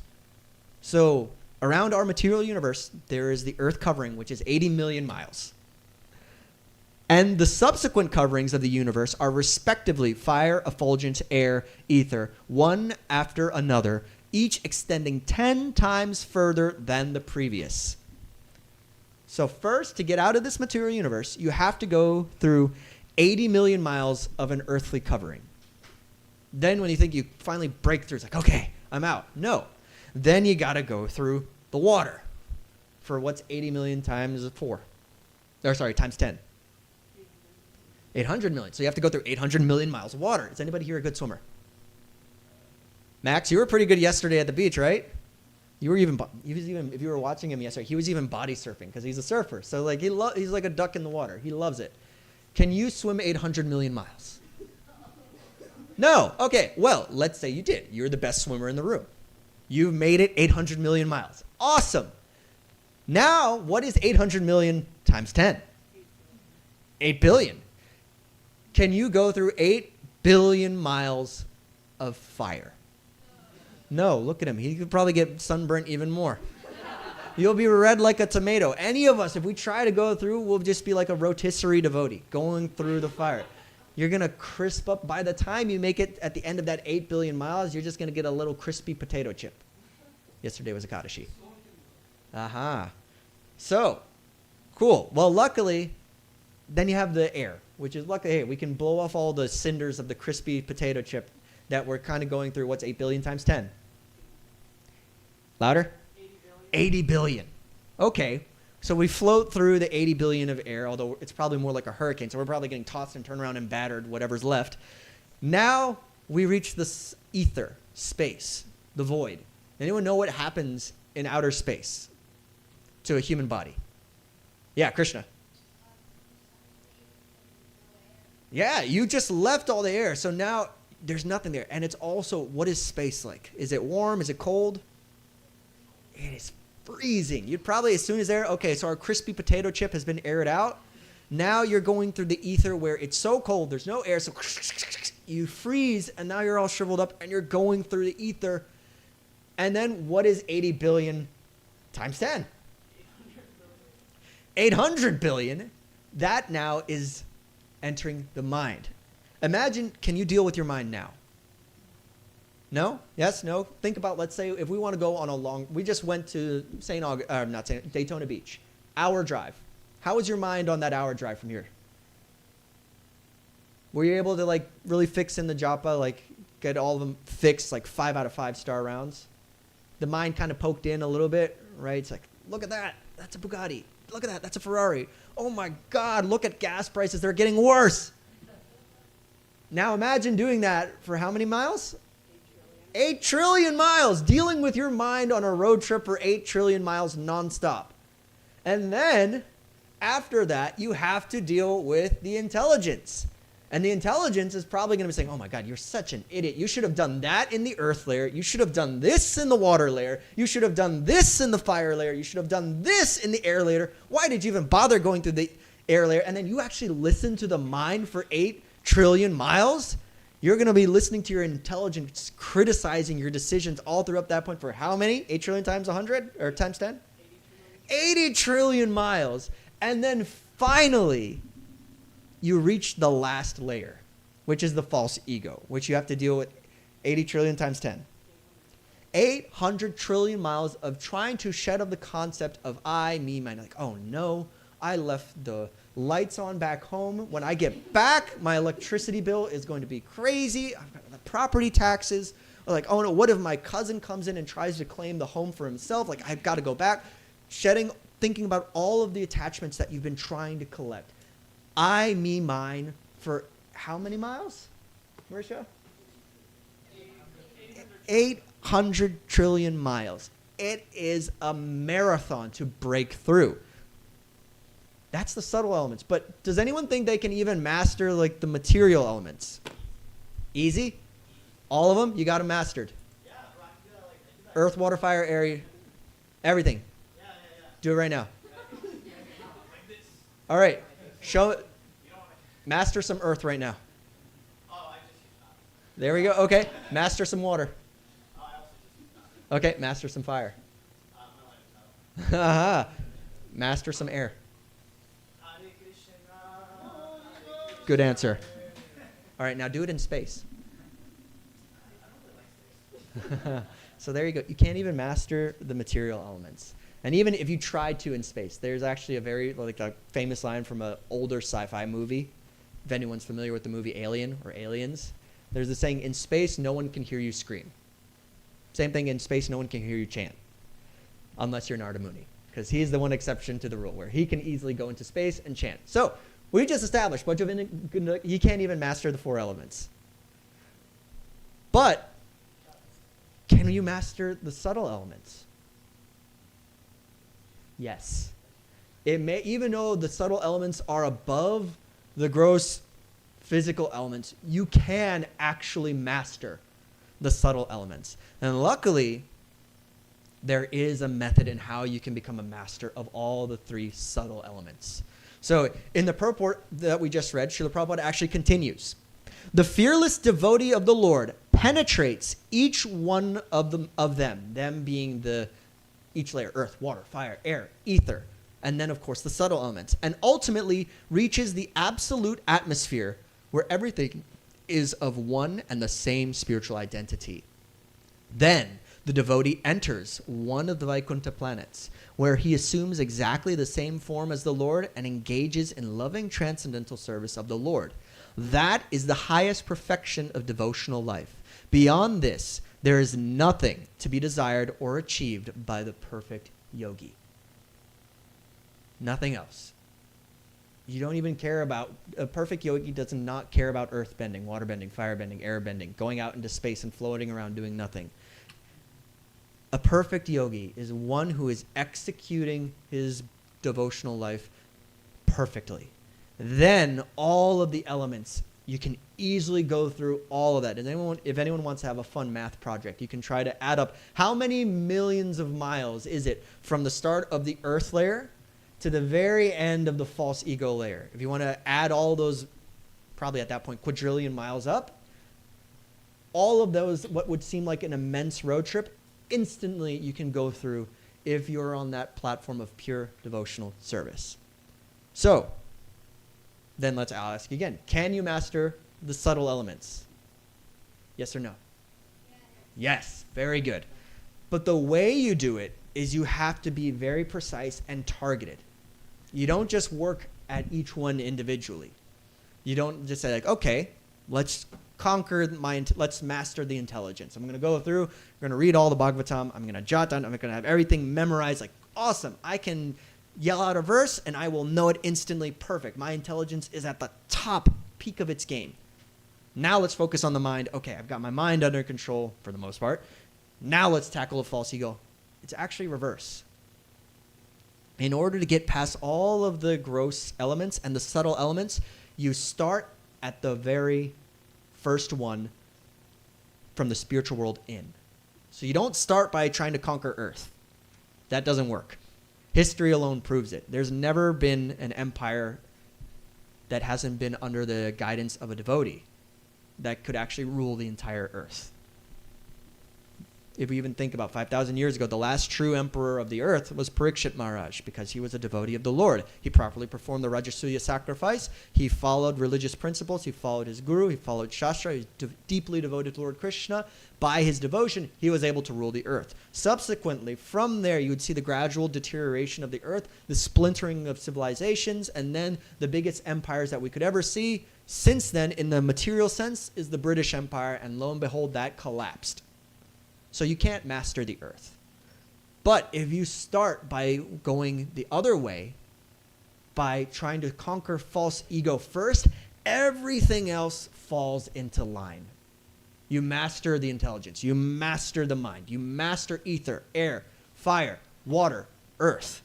Just like when you think about when, even as we worship, why do we worship Krishna? You're worshiping the root. You worship the root, everything else is naturally taken care of. The same way is how you conquer the elements. You conquer this last hurdle. You start at the root. Because if you are able to conquer false ego, everything else, like a domino effect, is going to fall down into line. But there's a reason why I called false ego the final hurdle, because it is the hardest thing to actually control. So, now the question is, how do we conquer false ego? We know that false ego is the problem. We know that it's the final hurdle. The question is, how do we conquer it? So, we have to understand, where does it stem from? Where does false ego come from? First and foremost, it's the association with the self. It's that I, me, mine. I am this body. This body is me. And then, of course, from that, you then form attachments that are related to the body. I have my family. I have my house. I have my job. I have my car. I've got my social media following. I've even got my blue check mark. All of these attachments which are related to the self. And then finally entangling the senses with the material modes. The material modes are the snare that will trap in those attachments. They will link it in. If you think about even most of the wars in modern day, they are done through passion. They're through ignorance. No wars in the past 5,000 years have been done through the mode of goodness.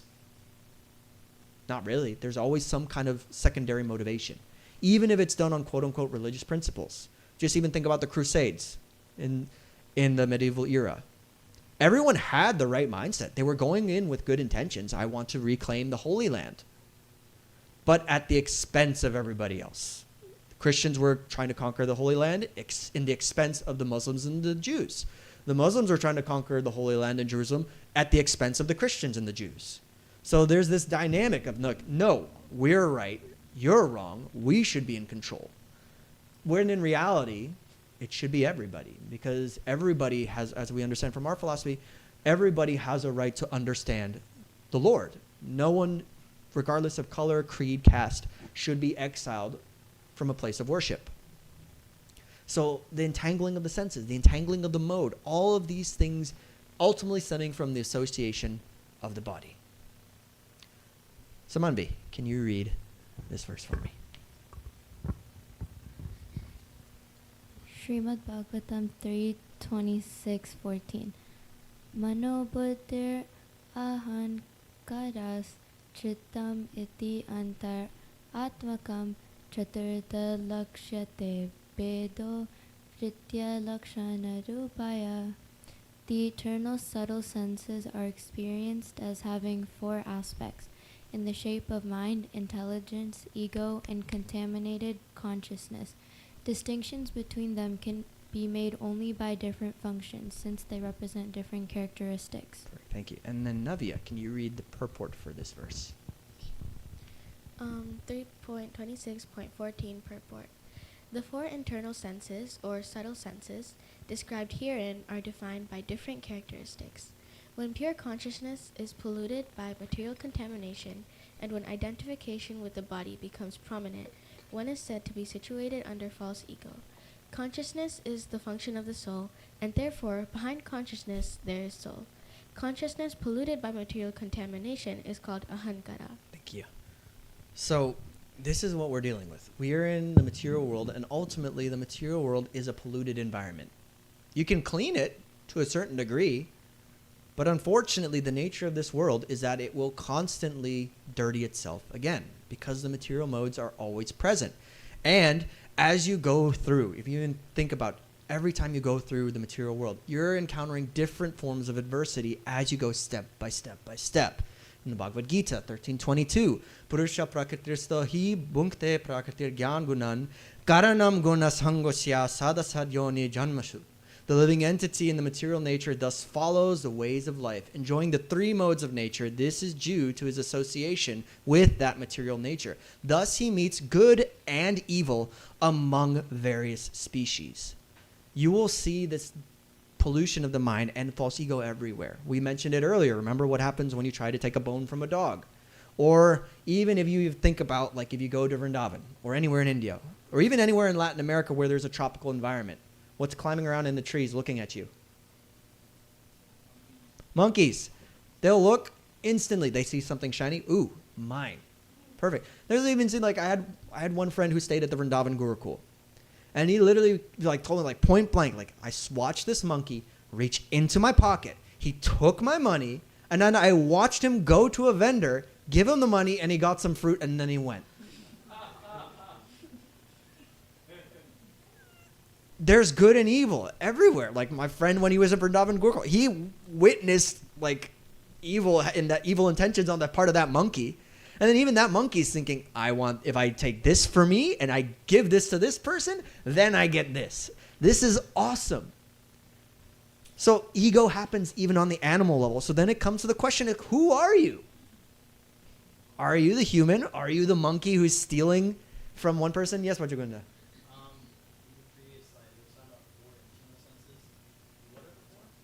So the four internal senses, you have the subtle senses, which are defined. You have, there we go, shape of the mind, intelligence, ego, and then your contaminated consciousness. So yes. However, specifically in this concept is when it becomes contaminated, not as the pure self. So we're the monkey self right now. We're at the stage where if I take this and I give it here, then I get more from me. I solidify the concept of I, me, mine. But then, are we that I, me, mine? Yes or no? Who are we? We're the spirit soul. Na jayate mrityate va kadachinnayam buddha bhavitan vana bhuyaha ajho nitya sasvato yam purano na hayante harmanani sharire. For the soul there is neither birth nor death at any time. He has not come into being, does not come into being, and will not come into being. He is unborn, eternal, ever-existing, primeval. He is not slain when the body is slain. You are the spirit soul inside that body. So in order to actually cut it and understand your true self, you have to pop the balloon of false ego. If you start to remove the material fluff, you can actually then uncover the true self, which is underneath. So if you even want to like think about a practical example, like how do I visualize that? Like I need a visual, like, okay, how do you remove? If you've ever seen anybody outside, like especially even yesterday at Daytona Rath Yatra, I saw some people who look full on unrecognizable in the random people who joined in at Rath Yatra. Amounts of makeup that you could not believe. Like it's more like it's like, is there a human being under that amount of makeup? Like there's probably more synthetic than actual natural human biological like existence under there. So it's the same scenario. Just like when you think about someone who puts on so much makeup, puts on so many clothes, or even it's not exclusive to women, men do it too. Or even think like, I'm gonna put on all these nice, I'm gonna wear my nice Rolex, I'm gonna wear like a nice cashmere sweater. Like people dress themselves so much, put on so many different things, but then like I can't see like your face. Your hat's too big. Your sunglasses are too big. Like the reflection off of your gold necklaces is so much, I can't even look at you in the face. And then when you actually see them on their self, when they're by themselves on their own, they're removing all of that makeup. They remove all the gold. They remove everything. Then you can finally see them. It's like, I can't even recognize you. So that's what it's like when you're trying to remove false ego. You're taking away all of these coverings that you've been putting on yourself, not just in this life, but in countless million number of lives, through all the 8,400,000 species that you've been going through. You have to remove every single bit of mascara, every single Rolex, every single cashmere sweater, all the stuff that you've been putting on yourself for all of those lives. Your subtle body is carrying them in your false ego. So you have to gradually remove each and every single one of those coverings bit by bit by bit to uncover the true self. That sounds hard, right? Or does it sound easy? Hard? That's honesty. Luckily, though, we have ways to actually achieve this. This is not just something that we can dryly speculate on and just kind of hope for the best. We do have methods and techniques, and more importantly, mentality to actually achieve that. And in order to do that, you have to become humble. That's advanced. Trinadapi sunichena tarorapi sahishnuna amanina manidena kirtaniya sadahari. More humble than a blade of grass, more tolerant than a tree. You have to be devoid of all false prestige, which in other words you can reword. You have to be devoid of all false ego. And be ready to offer all respect unto others. That is how you can chant the holy name of the Lord constantly. That is how you can start to develop real ego, not false ego. Das anudas, servant of the servant of the servant. Once you understand that you are not the controller, you are a servant of the Lord, and more specifically, you're a servant of the devotee of the Lord, then through that humility, ego naturally comes into check. And you can even see that practically. Like if you ever think of something like if I'm, let's say, I don't know, I'm here speaking and then let's say someone asked me to play Mridanga. Okay, I'll start playing Mridanga. But then instantly someone like Bablu or Vrindavan Das from Vrindavan walks in that door. Instantly, all the time when I thought I'm the best Mridanga player in Orlando, someone walks through that door who I instantly, oh yeah, he's way better than me. He's been playing for decades and he can do things that I can only imagine of. There's always someone out there who can humble you. Luckily, in our tradition, being humbled is a good thing. You always want to be humbled because that way you can progress. You can learn rather than take it like as a stain on your ego. It's like, oh no, they're better than me. How? Instead, it's, oh, they're better than me. They're performing their sadhana so much more like efficiently and sweetly. I need to learn from them. That's what you get from a humble mindset. The ego doesn't check in. It doesn't click where it says, I need to show off to this person. And then instantly during the kirtan, instead of hearing the person singing, you're hearing two Mridanga players going back and forth, trying to one-up each other. Rather, it's like, oh, you're better than me. I'm going to follow you. I'm going to watch you like a hawk, and I'm going to pick up what you're doing so that I can internalize it and add it to my practice. You improve yourself through humility. But now let's actually talk about how are we doing this? Because it's one thing to say, be humble, get rid of the false ego. Okay, how do we do that? How do I actually put that concept into practice? Is anybody here artistically gifted? Like anyone can paint, anyone can draw? Yeah? Cool. So if you think about even, let's go back to the early days of ISKCON, when Srila Prabhupada is writing and translating all of the Bhagavatam, the Bhagavad Gita, Sri Chaitanya Charitamrita, all of the other supportive Vedic texts. As he's writing all these things, at the same time, while he's giving these vivid descriptions, Srila Prabhupada was not an artist. But what he did was he found the disciples who had that artistic ability, and he didn't say, forget that. He said, use it. Put my words into painting. Create a visual. Shri Shri Nitai Gaura Nataraj.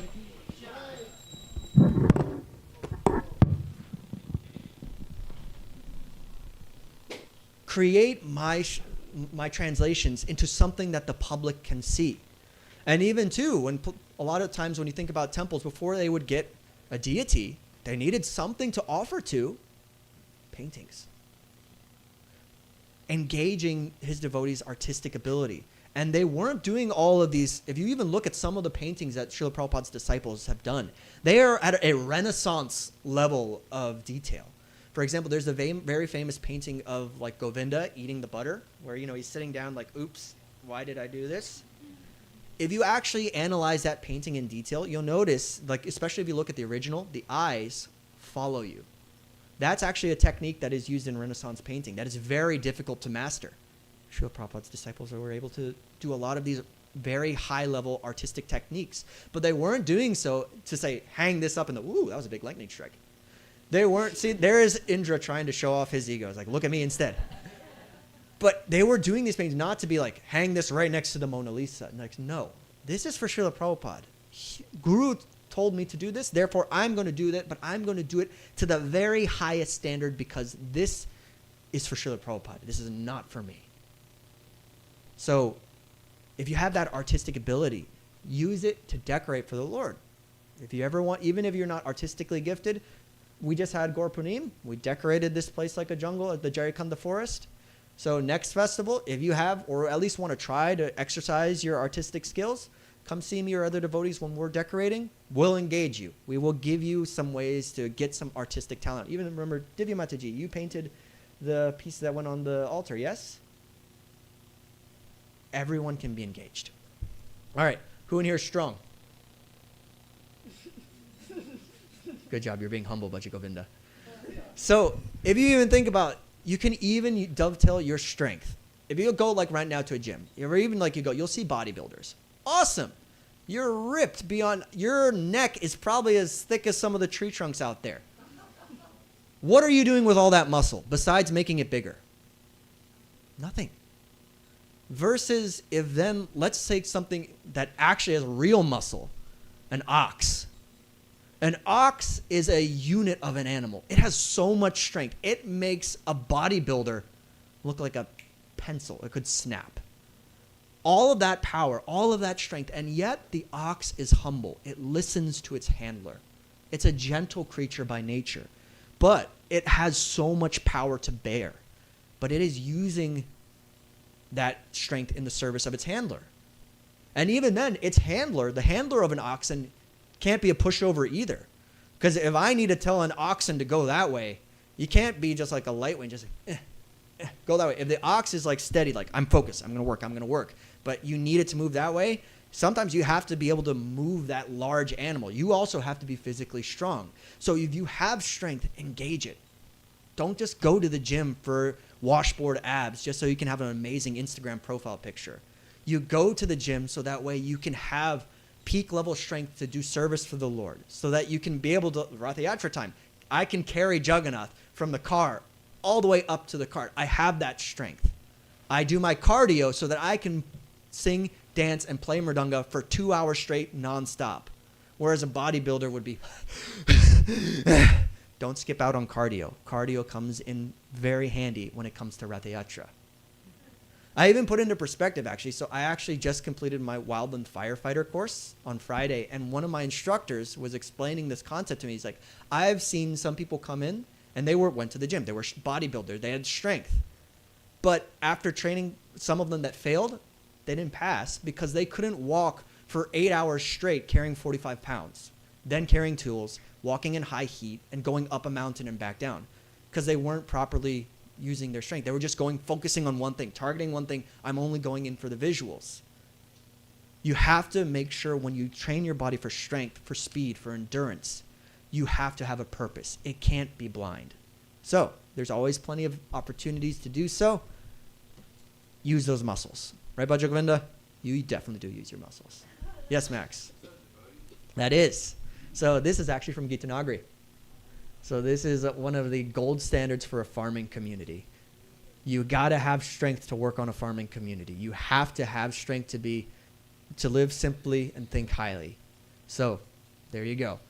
And then even then, there's other skills as well. How many of you have technical ability? This guy, Max. You can use that in Krishna service too. If you go to any festival, you'll always see the sound crew. They're always the unsung heroes of festivals because everyone's always wants to go and I want to listen. I want to just absorb myself in the holy name. Well, in some cases, if you go to festivals where there's hundreds of people in the room and you're stuck in the nosebleeds all the way at the back because you were trying to tie your dhoti and then oh no, I forgot this, I forgot that, and you arrive late so you can only come into the very back. But thanks to the sound crew, you can hear the kirtan even though at the full volume, even though you're all the way at the back. Unsung heroes. And even now, Max is actually live streaming right now on YouTube with an amazing setup where they are able to see this presentation, video from the temple room, live stream of the temple room. Max, you've actually engaged your talents. You're actively managing. You're using your technical ability. You can use all of these skills in order to achieve devotional service. So at the end of the program, everyone make sure you're subscribed to the YouTube channel and see the difference if you watch the current videos that we have compared to what they used to be, where it used to be just filmed from a phone, which was fine, but now we've upped our game. We have the technology, we have the ability, so we are using it. How many of you are musically gifted? Raise those hands. No, raise your hands if you're musically gifted. Come on. Raise those hands. Raise them up. Raise them. Come on. Stop being, okay, be a little less humble. All right.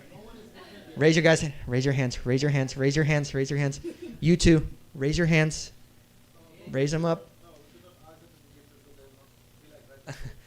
So if you have musical ability, use it. Our movement is literally based off of singing and dancing. So if you have musical ability, that's fine. That's actually amazing because instantly you're connecting to something that Mahaprabhu loved to do, to sing, to dance, to chant. And it doesn't even have to be traditional Bengali or Hindustani style.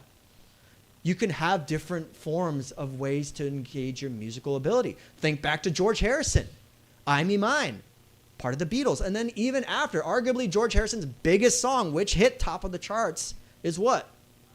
My Sweet Lord. Literally has the Mahamantra in it and achieved the top of the charts listings where more people were listening to that song, hearing the Mahamantra than any other song at the time when it came out. You can engage your musical ability. And you can even go beyond just, let's say, classic rock like the Beatles. Shelter in the 90s into the early 2000s. Shelter is a group of brahmacharis who when they joined ISKCON, they were punk rockers. They were literally in late night clubs playing punk rock and screamo rock. They became brahmacharis, but they still maintained their punk rock ability. But instead, they started writing their songs about spiritual life, about devotional practice. And they were relatively successful and one of the gold standards for punk rock. And then even now, more recently, Johnny Harrison is a Grammy-nominated artist. Her singing is now recognized at the highest level that music can give. She's engaged her musical talents, but she's engaged them in singing bhajans, in singing the holy name, in singing about the Lord. And look at the level of success she's achieved. So If you have musical ability, don't hide it. Use it. But use it not for yourself to gloat, say, look at how skilled I am as a musician. Use it as a skill, saying, I can sing. I'm going to use this gift for the Lord. And you don't even, that's the beautiful thing too, you don't even need to be musically gifted to sing for the Lord. You could be completely tone deaf, have no sense of time, but if you are singing from the bottom of your heart with genuine sincerity, it is the exact same as someone who is trained classically throughout their entire lives and sings with that same sincerity. If you're putting in that effort and that sincerity, it's noticed, the humility is there, the false ego is not. How many of you can cook or bake? I hope everyone can at least cook. Can everyone at least cook something? Can you at least make a bowl of cereal? Everybody's hand should be up. Come on, even you can make a bowl of cereal. I know you can make a bowl of cereal. So everyone's hand should be up, yes? If your hand is not up, if you cannot cook or bake or make toast, I am very sincerely worried for you. So, what do I cook? I just do the cut up. She does the cooking. Yeah, wherever, exactly. Why do you think I found someone who can cook? No, no, I can get by, but there's a reason why I'm never engaged in the kitchen.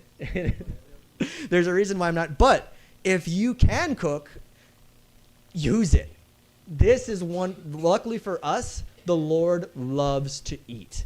And there are so many different festivals that we celebrate that literally revolve around making prasadam.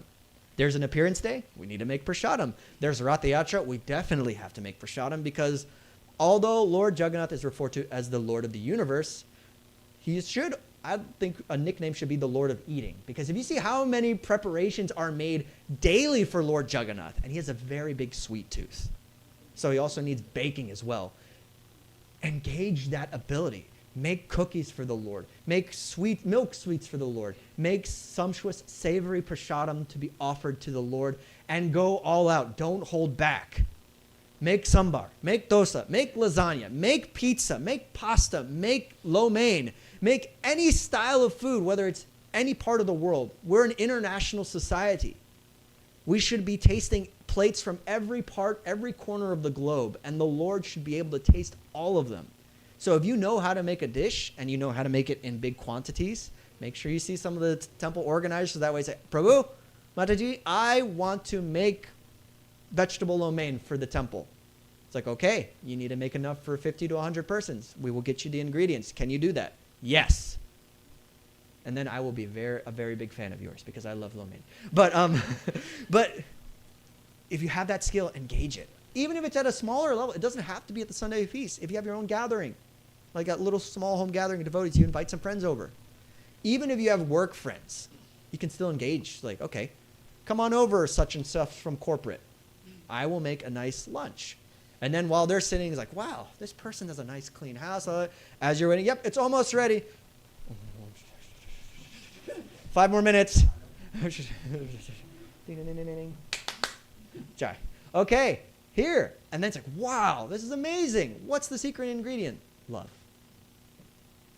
Engage the ability to cook. It will go miles. Arguably, I know we say that books are the basis, but there's a reason why gulab jamans are like spiritual bullets or little spiritual incendiaries, why halava is literally like sticky bombs that will just explode and cause instantly people to become... Sweets are the way to get people's attention. I know books can sometimes be daunting, so if you're having trouble giving someone a book, give them a sweet first. Butter them up.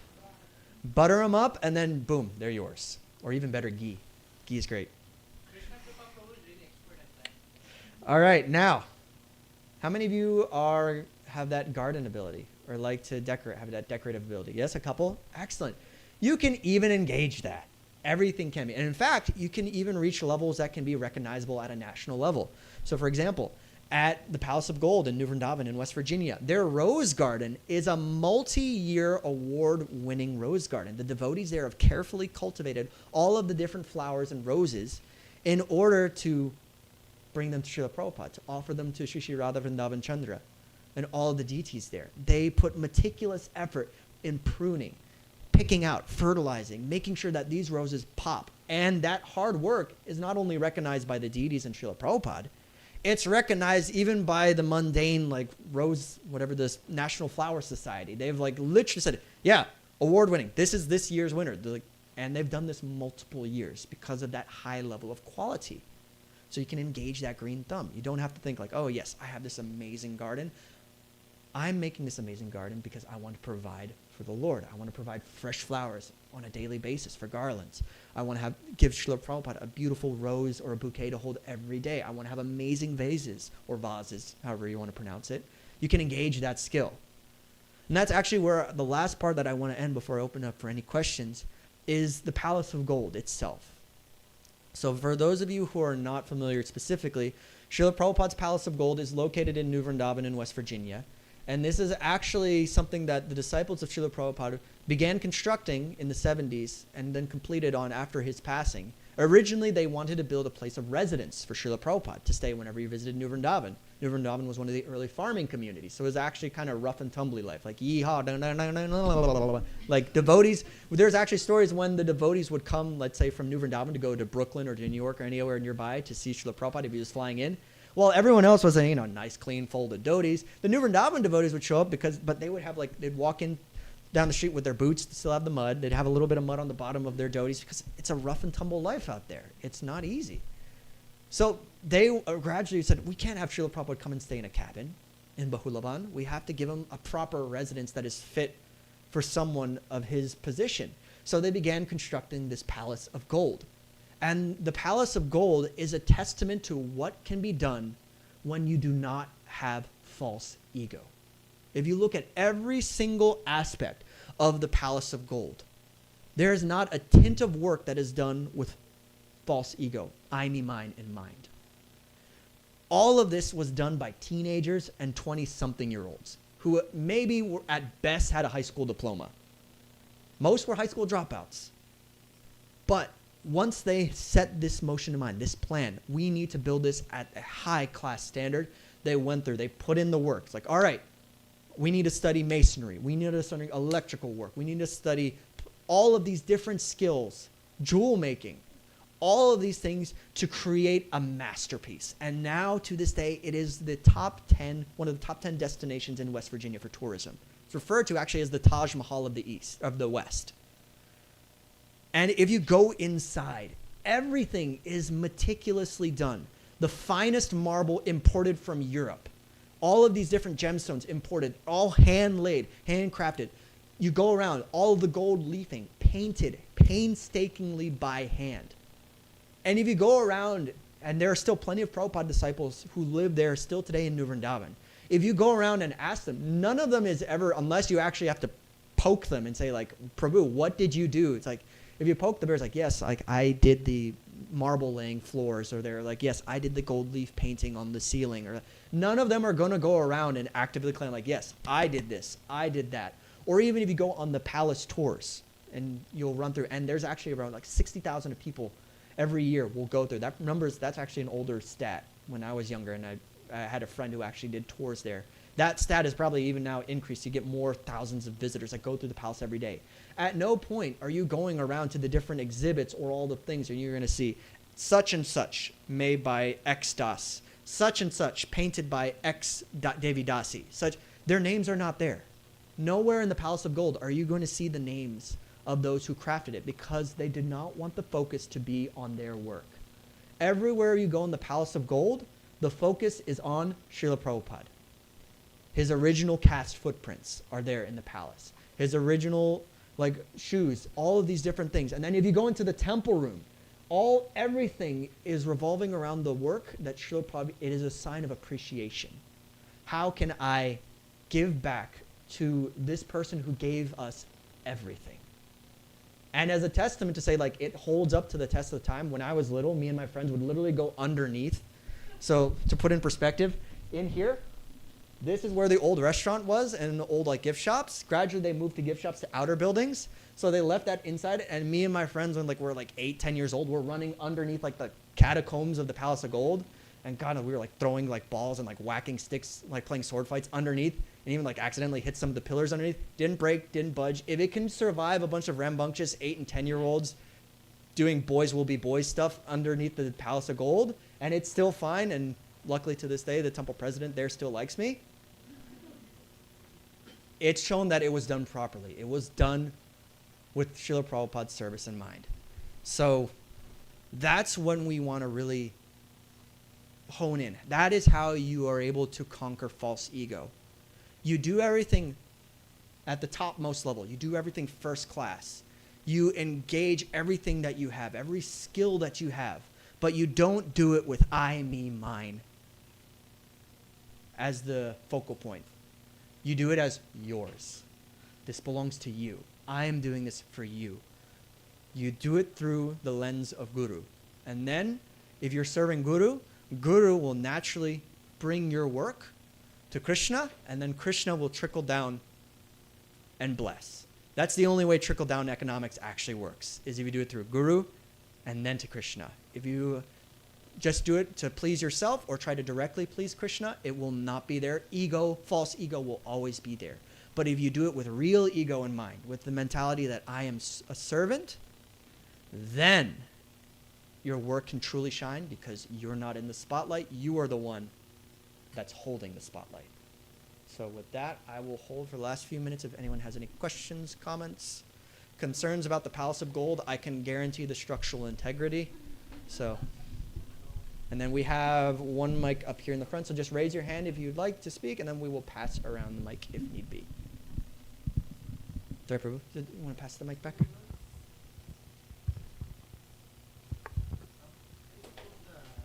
Purport that Oscar read? Yes.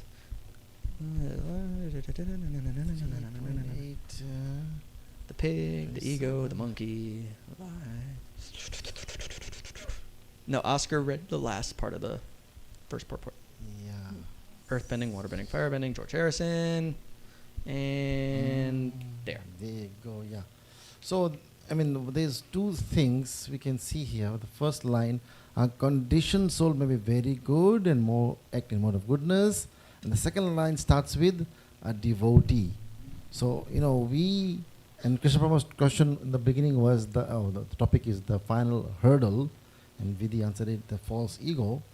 Another hurdle or danger can be when a devotee starts to think like a conditioned soul, right? They know I can do everything, I have done everything. At the end of their life, they get scared, they get some difficulties in their lives. Who will save me? Rather than, will I be able to remember Krishna and go? So there's something that, you know, we can see from these two lines of Srila Prabhupada, as you nicely put up on the screen here, that how he's trying to explain to us, even though the actions may not appear to be very high quality to the common man, but a devotee has no responsibility of worrying what will happen after my demise, or what will happen, I will be leaving. So there's something we have to really, you know, catch. Yeah. I just want to point out to just highlight here, conditioned soul. We are all conditioned soul, but we need to work on ourselves to get to the unconditioned soul, a dependent soul on the Supreme Lord. That's what's called as a devotee. So like I see here, all of us are trying our hard under guidance. The main thing, as you mentioned, one thing was missing was training under guidance. Oh, boom, can I sing Gaurarti? Can I sing cooking? Always has to be done. If you think I am able to from service, that's the Yes. attitude we should be using, which we are practicing here. It was very nicely done. Thank you. Yeah. And then you Yes. have to also think, just because I'm wearing neck beads, just because I have tilak, just because I'm wearing a dhoti, just because I may or may not have a shika or XYZ, that doesn't guarantee that you're free of false ego. This is all just external. Bhakti is an internal practice. We put on external things to help us put in the right mindset. Like we have our neck beads and everything to put us in the correct mindset. We are setting ourselves up for success. But ultimately, it has to come down to what's in here. Is the false ego still in there? It doesn't matter if I've got my japa bead on me. I've got everything from Loy Bazaar, like the rawest silk, the finest like cloth. Like I had this custom made in Loy Bazaar. Like I'm dressing the part. Then you have to act the part. That's what truly matters. And also you have to keep in mind, like, am I a big fish in a small pond? Or should I actually be focusing, oh no, I'm starting to become the big fish. I need to find a bigger pond to humble myself. Once you become once you come onto the position of Krishna consciousness, you reach that position, then it just becomes a matter of I need to check myself. Yes, we have the mic back there. Go for it, Krishna. How long did it take to build the Palace of Gold? Years. Many, many years. So when they actually started when Srila Prabhupada was still around. I believe it was 1975, Mom? 75, 74? 74. So they started, and for a while they built out the concrete pad where the main palace, here, I'll pull up the picture. Whoop, too far back. But they started in 1974, I believe, or 74, 75. And they were building up the main platform. So where you see the big building, work with me here, the main palace up top. And then they gradually started like filling out. But then, of course, Srila Prabhupada left. And then they paused work on it for a little bit in 1977 because they had to rethink what the building was going to be made for. Because originally it was like, this is Srila Prabhupada's palace. This is where he's going to stay. But now it's like, well, he's not here. None of us can stay here. That would massage and like puff up our false egos. So then after into the 70s, when they finished it in the 80s, they started to make it into a museum or a memorial for Srila Prabhupada. So it took around and even then they still did minor things here and there. They built the main one, which is around like a 10-year project. But then afterwards, working on the rose garden, working on the exterior parts, and even rebuilding this new wall. And even now, they actually recently, about 5 years ago, extended it. So even though they finished the principal one in like under 10 years, they continue adding to it. Because serving Srila Prabhupada is a never-ending thing. Just because the palace is done and built, doesn't mean you can stop there. You still have more things to do. You have another chance to win the award-winning rose garden. So you got to redesign the rose garden a little bit. You have to redo the piping. So it's a never-ending project. Especially when you have a place that's that big. And there's probably some cracks underneath the superstructure that may or may not be my fault that need to be fixed. It is also one of the humbling experiences of the devotees because they're building this for Srila Prabhupada from their heart. Prabhupada is the all and be all for him. The palace only for him, but unfortunately he couldn't live with us to be with that. But still, we have the palace for all of us to remember. And luckily, it is still used, even though tours go through. Every day, the morning program, how it works in Vrindavan, is slightly different because they will do morning program at the temple. They will walk up the hill, and then they will also do Guru Puja again inside Srila Prabhupada's hall. So the temple is still being used in Srila Prabhupada's service. Yes. Forgot. Mind and intelligence can slip sometimes. It's okay. Yeah. It happens to everybody. Right. From that, when we do something for when we use our talents and utilize that for Krishna's service, we're trying to become good devotees. But sometimes we might be really intelligent, or for example, let's just take singing, and they're singing for Krishna and doing all these bhajans. But sometimes yes, I'm trying to use it for Krishna's service, but at the same time, modes of material nature also affect you because these traits come from somewhere, those modes of material nature that give you those quantities. So what if you start divert from the bhajan thing and you start singing mundane songs and start practicing them? It's not like you're always into Krishna every day, the same energy, enthusiasm. It sometimes slips off, it goes up and down. So how do you make sure that you keep yourself more into Krishna, and when you're slipping away, how do you bring yourself back? Two things. First is sadhana. Make sure you hold yourself accountable to a certain devotional standard, just think I'm going to set a goal for myself. Even think mundane ones. I go to a gym. All right, by the end of the month, I want to bench 150. Then in 2 months, 200. Go up and up. I'm going to set mental goals for myself so I can actually keep track, physical track. The second thing is community. Surround yourself with people who can hold you accountable. And then even if you think in the musical sense, hold yourself, sing with others who have maybe not necessarily a more musical, more musically skilled than you, but their mentality is in the right space. So that if you start doing an alap for just a little too long, you're going to have someone else hey, back to the Mahamantra. You have someone to check you. Same thing just when you're doing, when you're growing up, when your parents watch you. If you're doing something wrong, instantly your mom or your dad is going to call you out and No. Like, you don't do that. Like, follow this example. So surround yourself with people who can check you. Always have your equals with you, but always have someone who's superior there who can check you. But then it also comes to reading and performing your sadhana so you can properly recognize, is this person qualified to correct me? Or is this person just talking straight nonsense? So then that's where you have to kick in your intelligence as you're reading and understanding, okay, these are the qualities that I should look for someone who can keep me on the right track. At the same time, you want to make excuses when somebody checks on you. That too. And then that's where you gotta have to look in the mirror, bite the bullet, like, okay, and just suck it up for that one instance. It's a growing it's what we call growing pains, where the urge, like, no, I'm right. I know I'm right. Like, sometimes you just have to bite the bullet and accept, even if maybe, like, per se you're correct.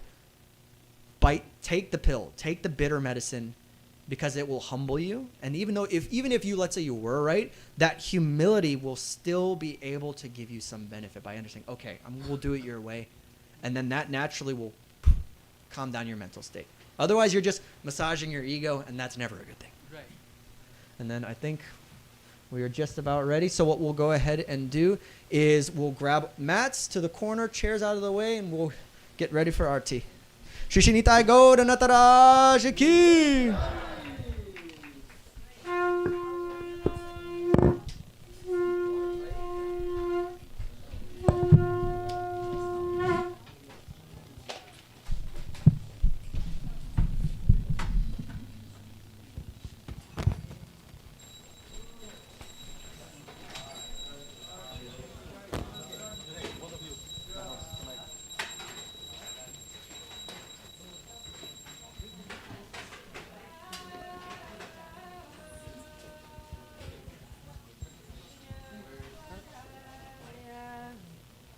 Krishna Prishtaya Bhutale Srimate Bhakti Vedanta Swamin Iti Namine.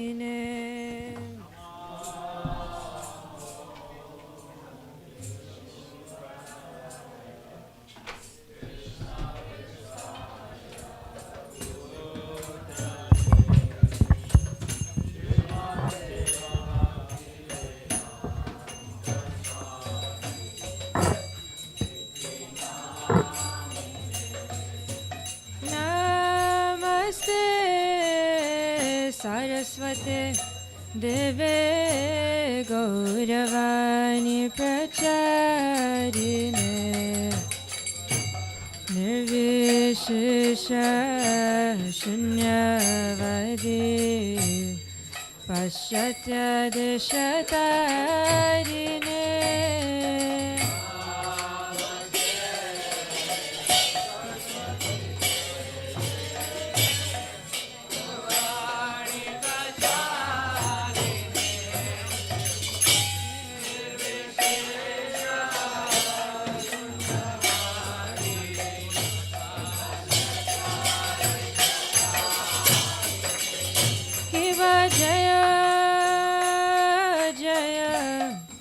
Gaura Chande Raratika Shobha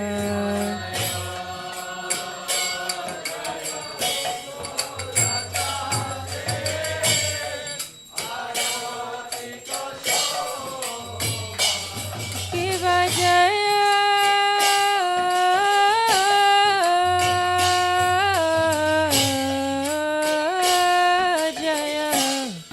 Gaura Chande Raratika Shobha.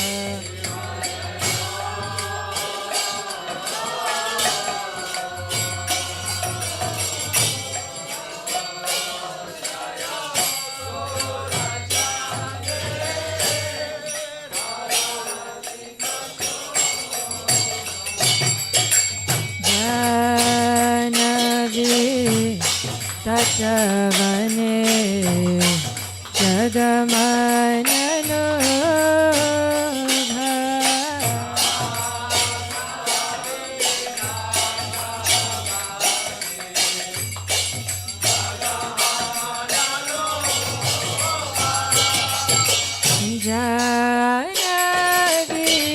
tatavane jagamana lobha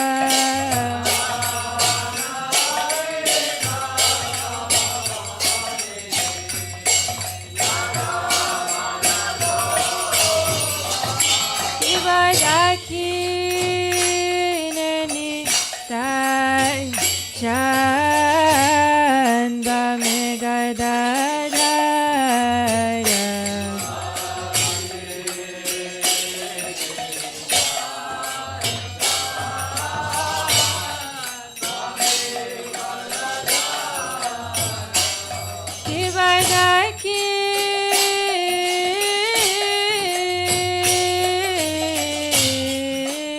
Ibadakineni tai chan bamegadadara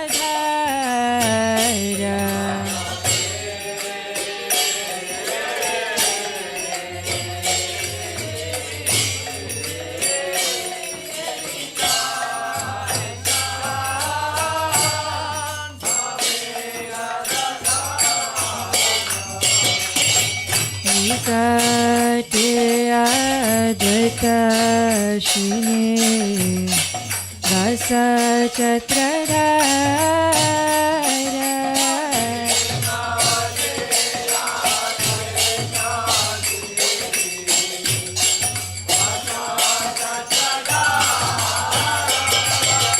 Monikate advaita shine Vasa Chatradhara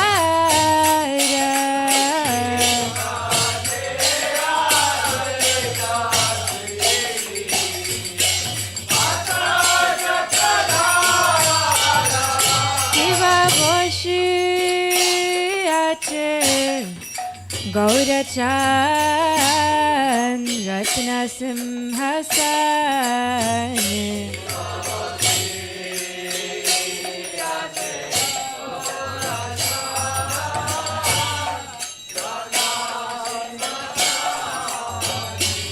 Kiva Boshi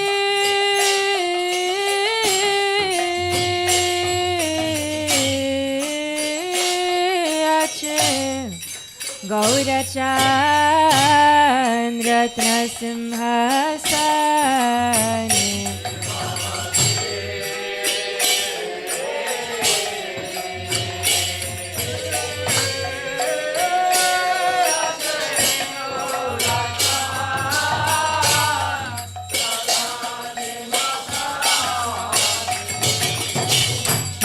Arati Karina Brahma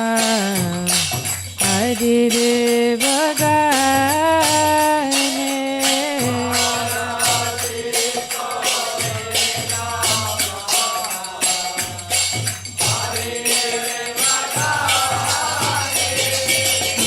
Arati Karina Brahma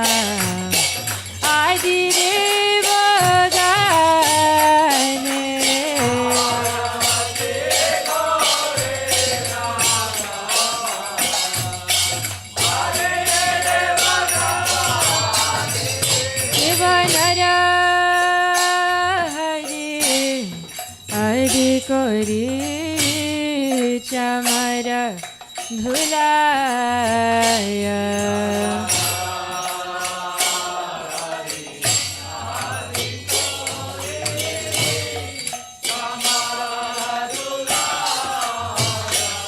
Kivanara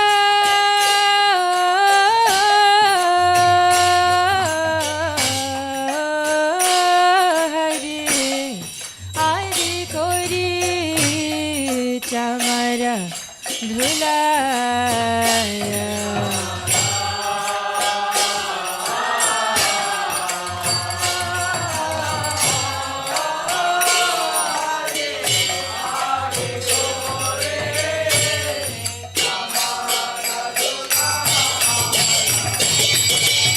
Sanjaya Mukunda Vashu Goshaya Digaya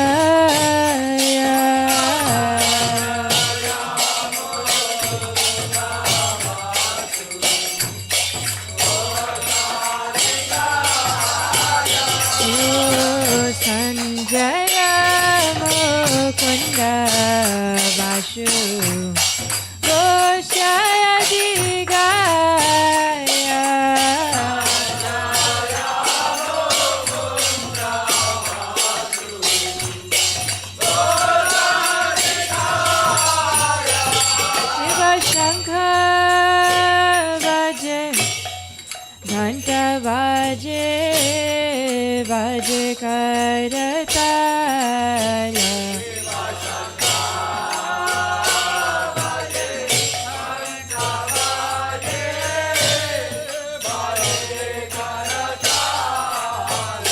O kiva Shankha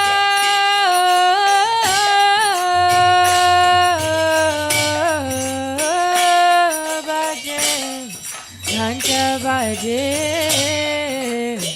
baje karatala.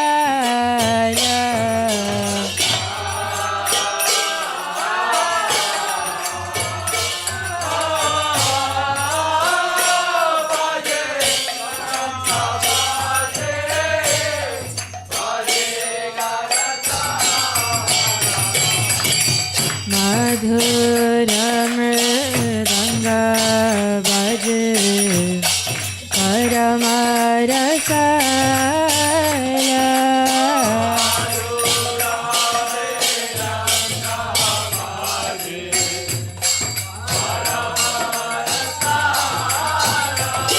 Oh, Madhura mridanga baje, Paramarasala.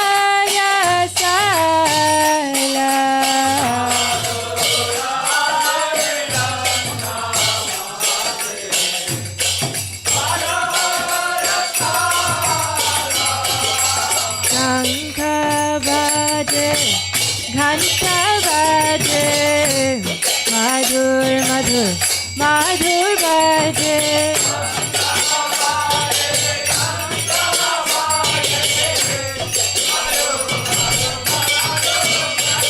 Oh, Shankha baje, Ghanta baje, Madhur Madhur Madhur baje.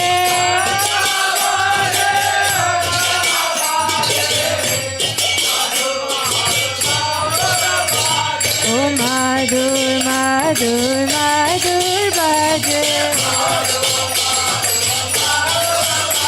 Oh, Madhur Madhur Madhur baje. Gaurangera ratik shobha, Jagat jana mana lobha.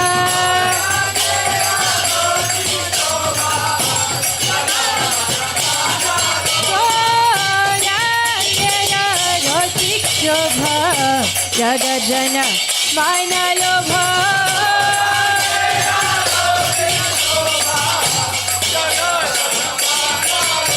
Oh, Jagat jana mana lobha,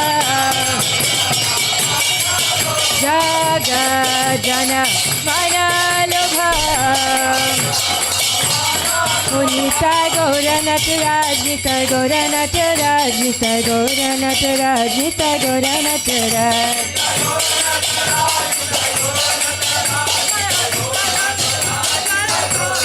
Oh, Hari Bo, Hari Bo, Hari Bo, Nitai Gaura Hari Bo. Hari Bo, Nitai Gaura.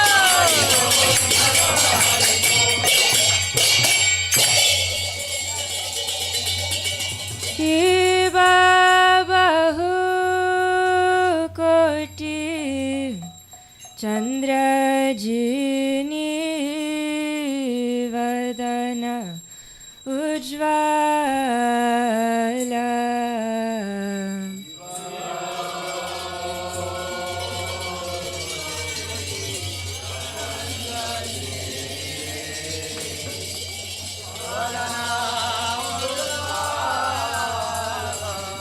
Okay, Baba.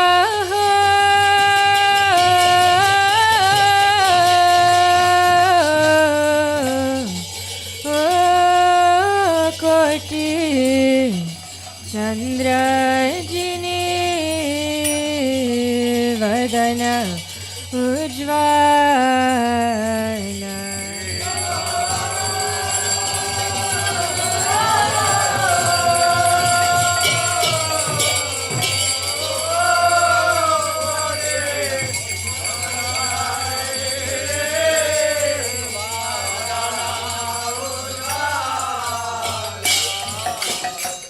Galadishe banamala kore jhalamala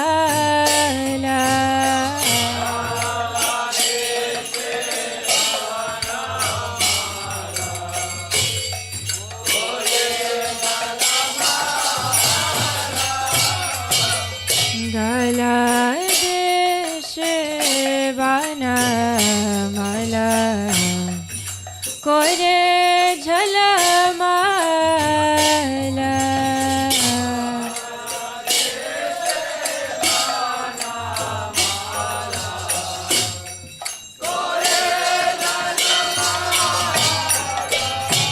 Shiva Shiva Shukha Narada Preme Gada Gada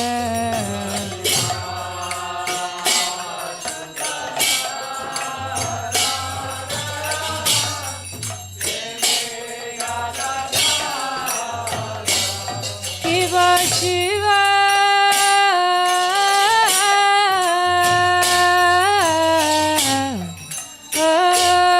Shukha Narada Preme Gada Gada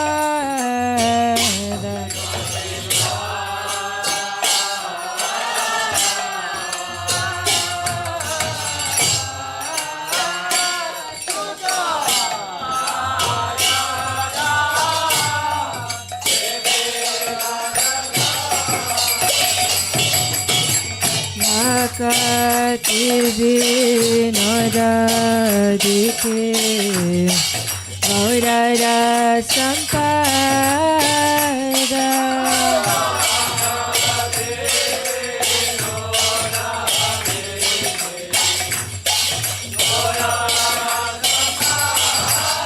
Thakur Bhakati Vinoda Dike Gaurara Sampada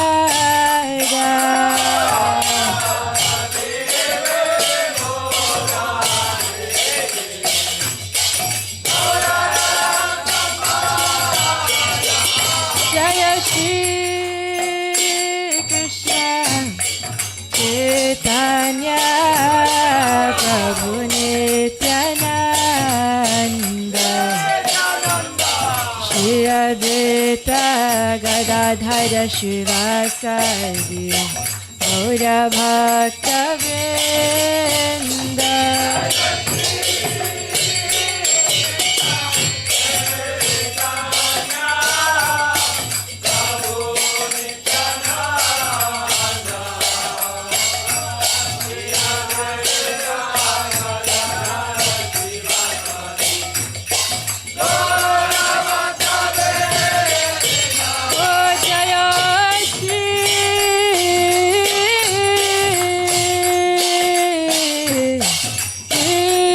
Krishna Chaitanya Prabhu Nityananda Shri Advaita Gadadhara Shivasadi Gaura Bhakta Vrinda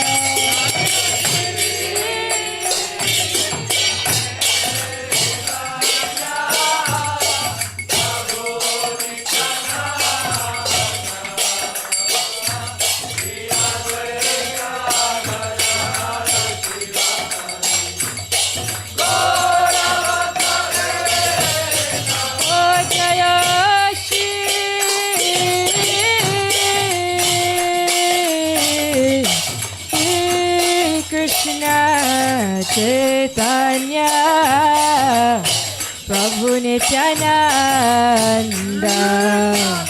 Shri Advaita Gadadhara Shivasadi Gaura Bhakta Vrinda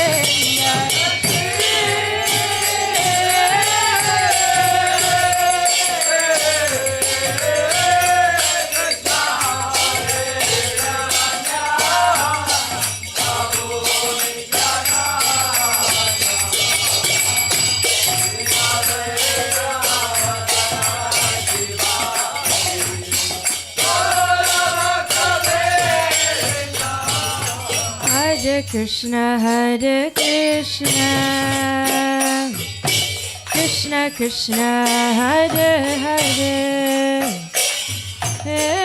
Hare Rama, Hare Rama, Rama Rama, Hare Hare.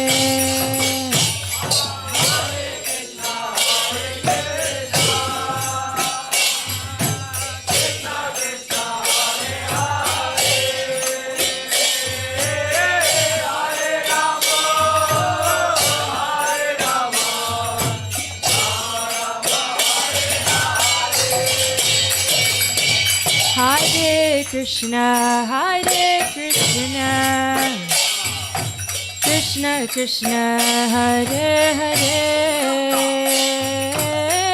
Hare Rama, Hare Rama, Rama Rama, Hare Hare.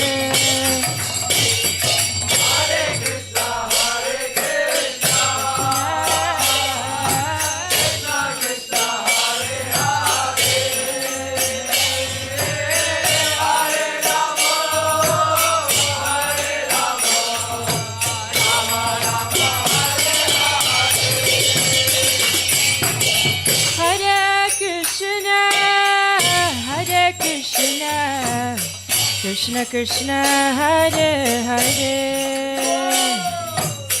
Hare Rama, Hare Rama, Rama Rama, Hare Hare.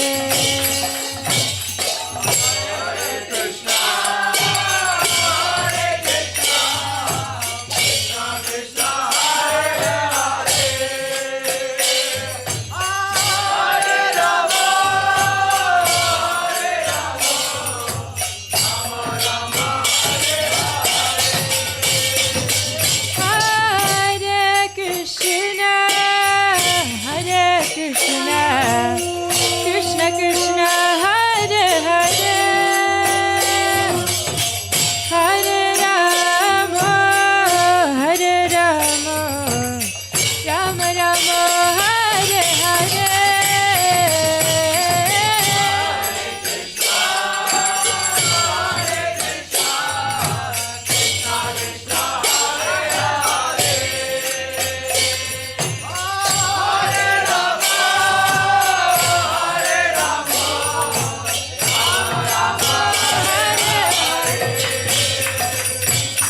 Hare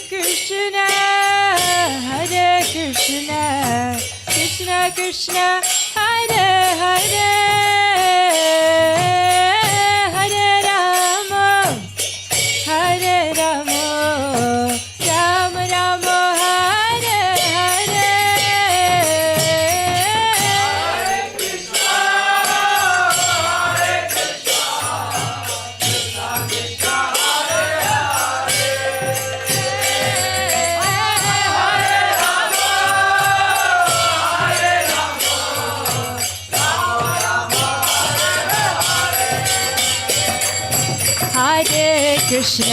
Hare Krishna,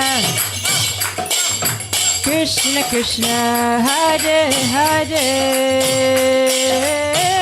Hare Rama, Hare Rama, Rama Rama, Hare Hare.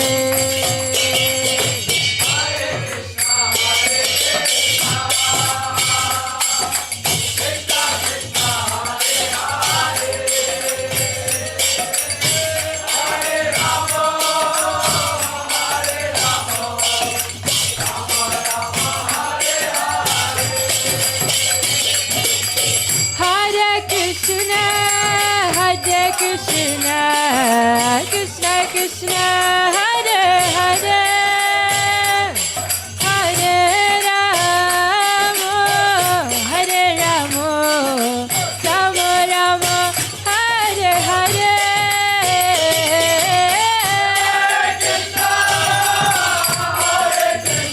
Krishna Krishna, Hare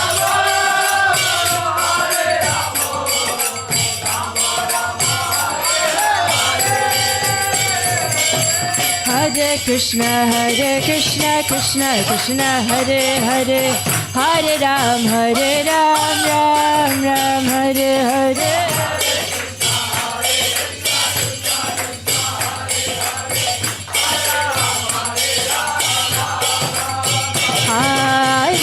Krishna, Krishna Krishna, Hare Hare, Hare Ram, Ram Ram, Hare Hare.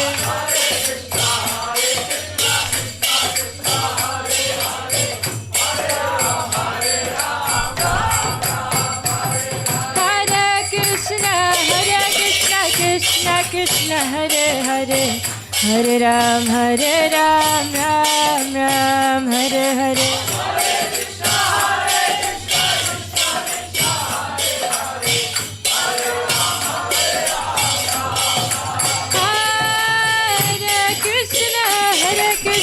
Krishna Krishna, Hare Hare, Hare Ram, Ram Ram, Hare Hare.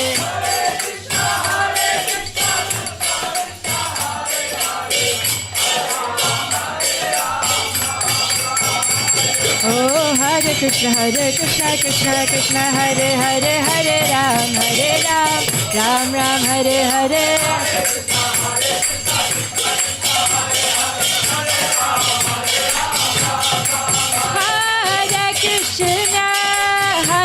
Krishna, Krishna Krishna, Hare Hare, Hare Ramo,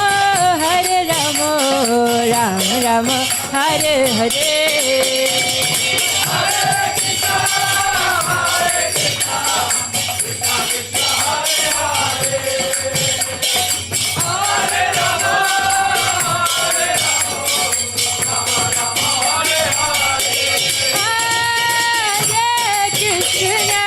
Hare Krishna, Krishna Krishna, Hare Hare,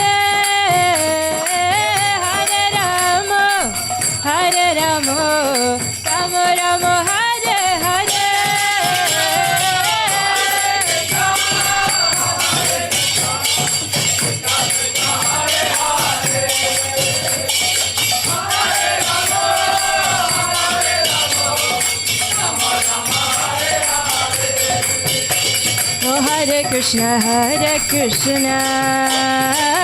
Krishna, Hare Hare, Hare Rama, Rama Rama, Hare Hare.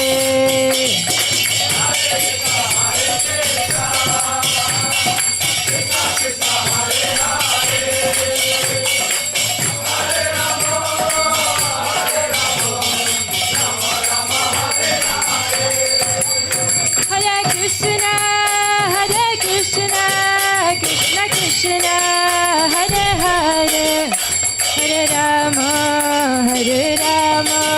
Rama Rama, Hare Hare.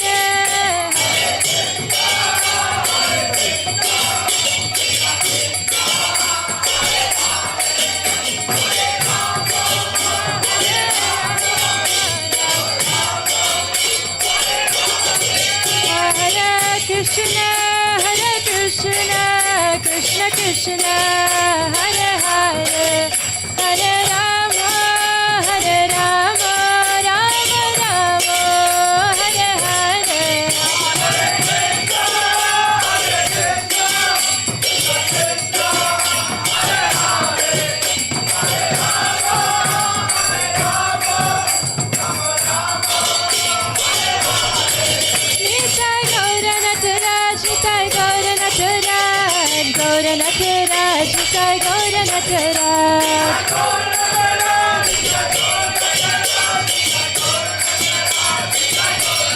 Jaya Jaya Prabhupada, Prabhupada, Prabhupada, Jaya Jaya Prabhupada.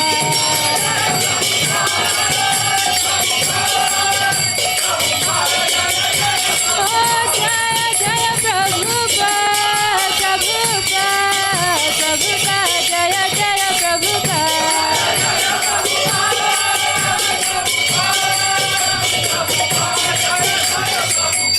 Nitai Gaura Haribo, Haribo, Haribo, Nitai Gaura Haribo.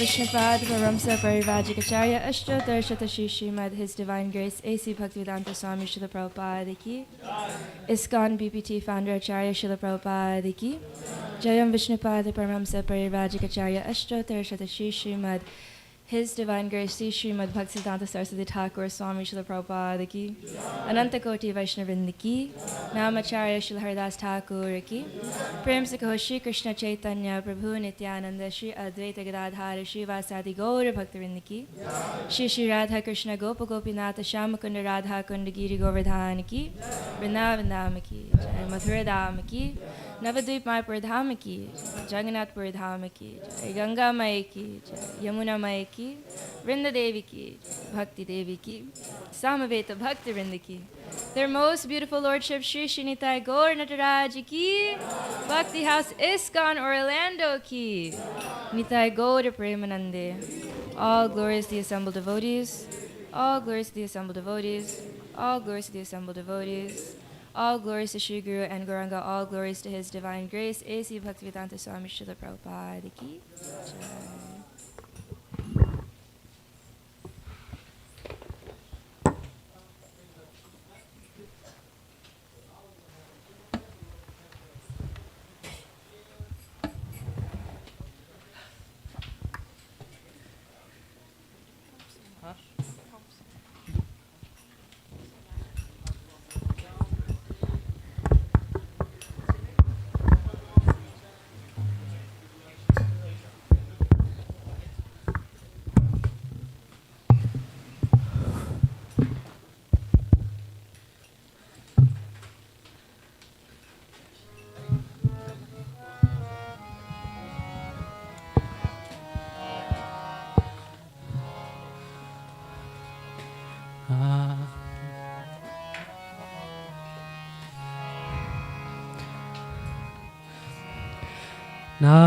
Namaste Narasimhaya.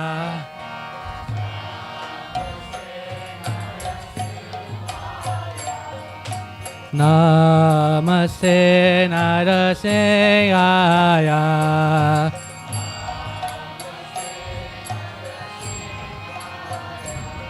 Prahlada Lada Dahine.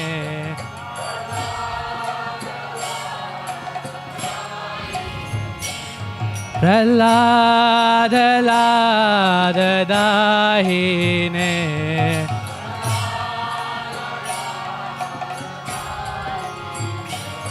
Hiranyakashe Purvakshaha.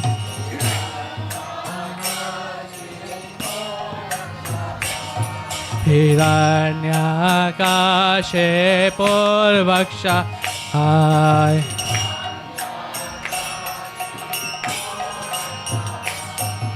Shila Tanakha Nakhalae.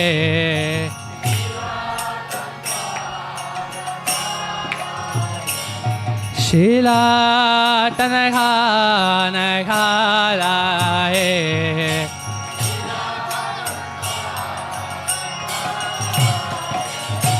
Ito Narsingha Parato Narsingha.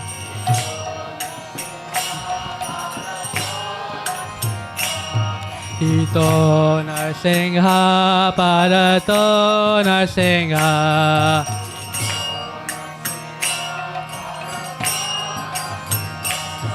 Jato Jato Yami Tato Narsingha.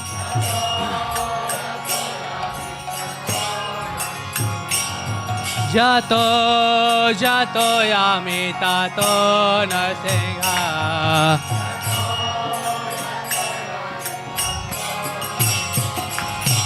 Pahe Narsingha Hirdaye Narsingha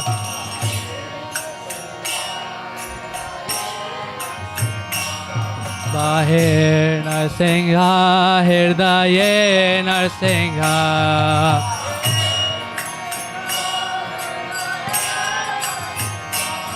Narsingha Madev Sharana Prapade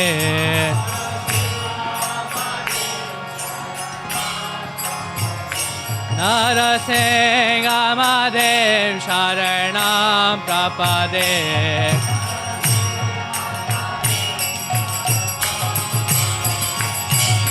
Tava kare kamalavare nakha adbhuta shenga dalita hiranya kashipo tano brenga keshavadrita narahare rupa Jaya Jagadish Hare Jaya Jagadish Hare Jaya Jagadish Hare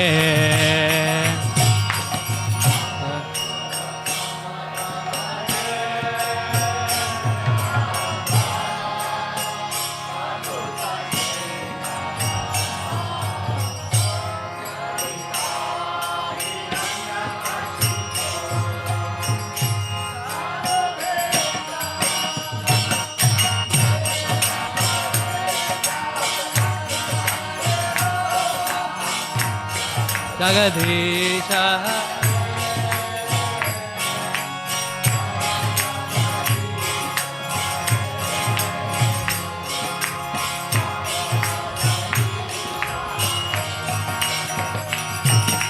Tavakare Kamalavare Nakha Adbhuta Sringa Lalita Hiranya Kashipu Tano Brenga Keshavadrita Narahari Rupa Jai Jagadisha Hare Jaya Jagadisha Hare Jaya Jagadisha Hare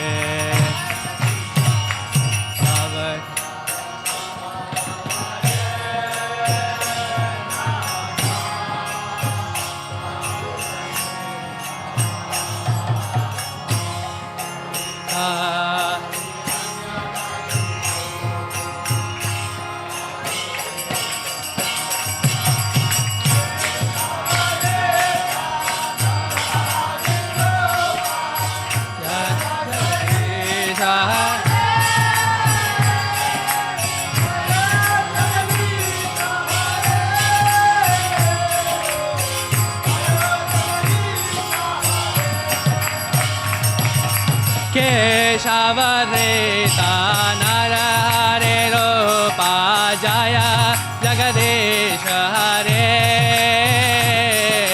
Jaya Jagadisha Hare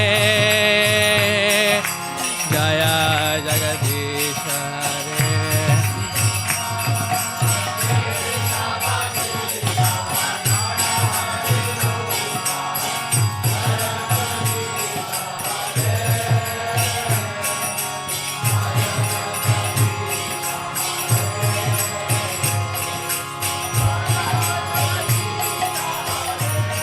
Hey, Jaya Narsingha De, Jaya Narsingha De, Jaya Narsingha De, Jaya Narsingha De.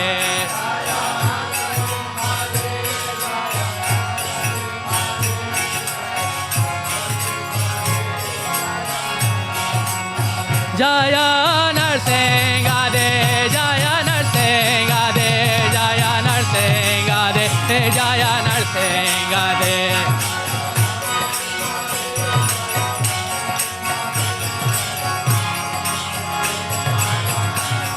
Ade Jaya Narsingha Narsingade, Jaya Narsingade, Jaya Narsingade, Jaya Narsingade.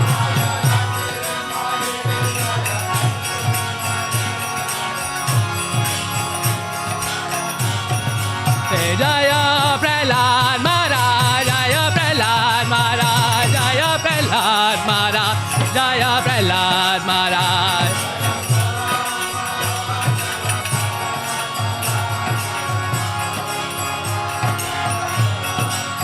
Jaya Lakshmi Narasimha, Jaya Lakshmi Narasimha, Jaya Lakshmi Narasimha, Jaya Lakshmi Narasimha.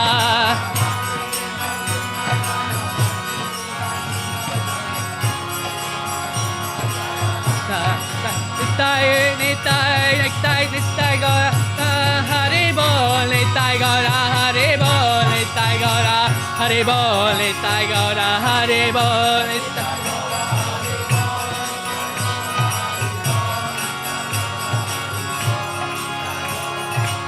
Oh Jaya, Nitai Gaura, Jaya Nitai Gaura Natara, Jaya Nitai Gaura Natara, Jaya Nitai Gaura Natara.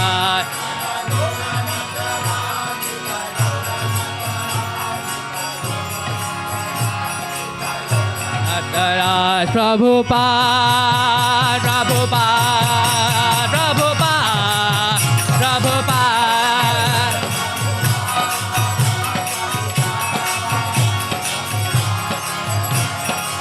Jaya Jaya Prabhupada, Prabhupada, Prabhupada, Prabhupada.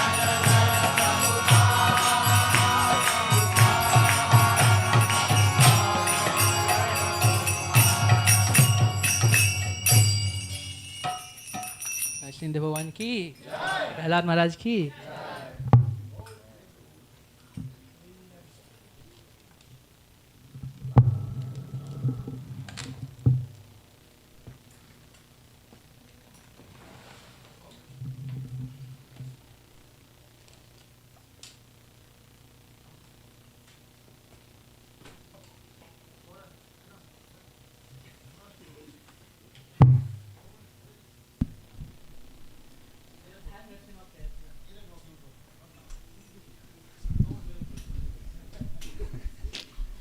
Hare Krishna, Krishna Krishna, Hare Hare, Hare Rama, Rama Rama, Hare Hare. Okay, pop quiz. What is the translation? What does it mean?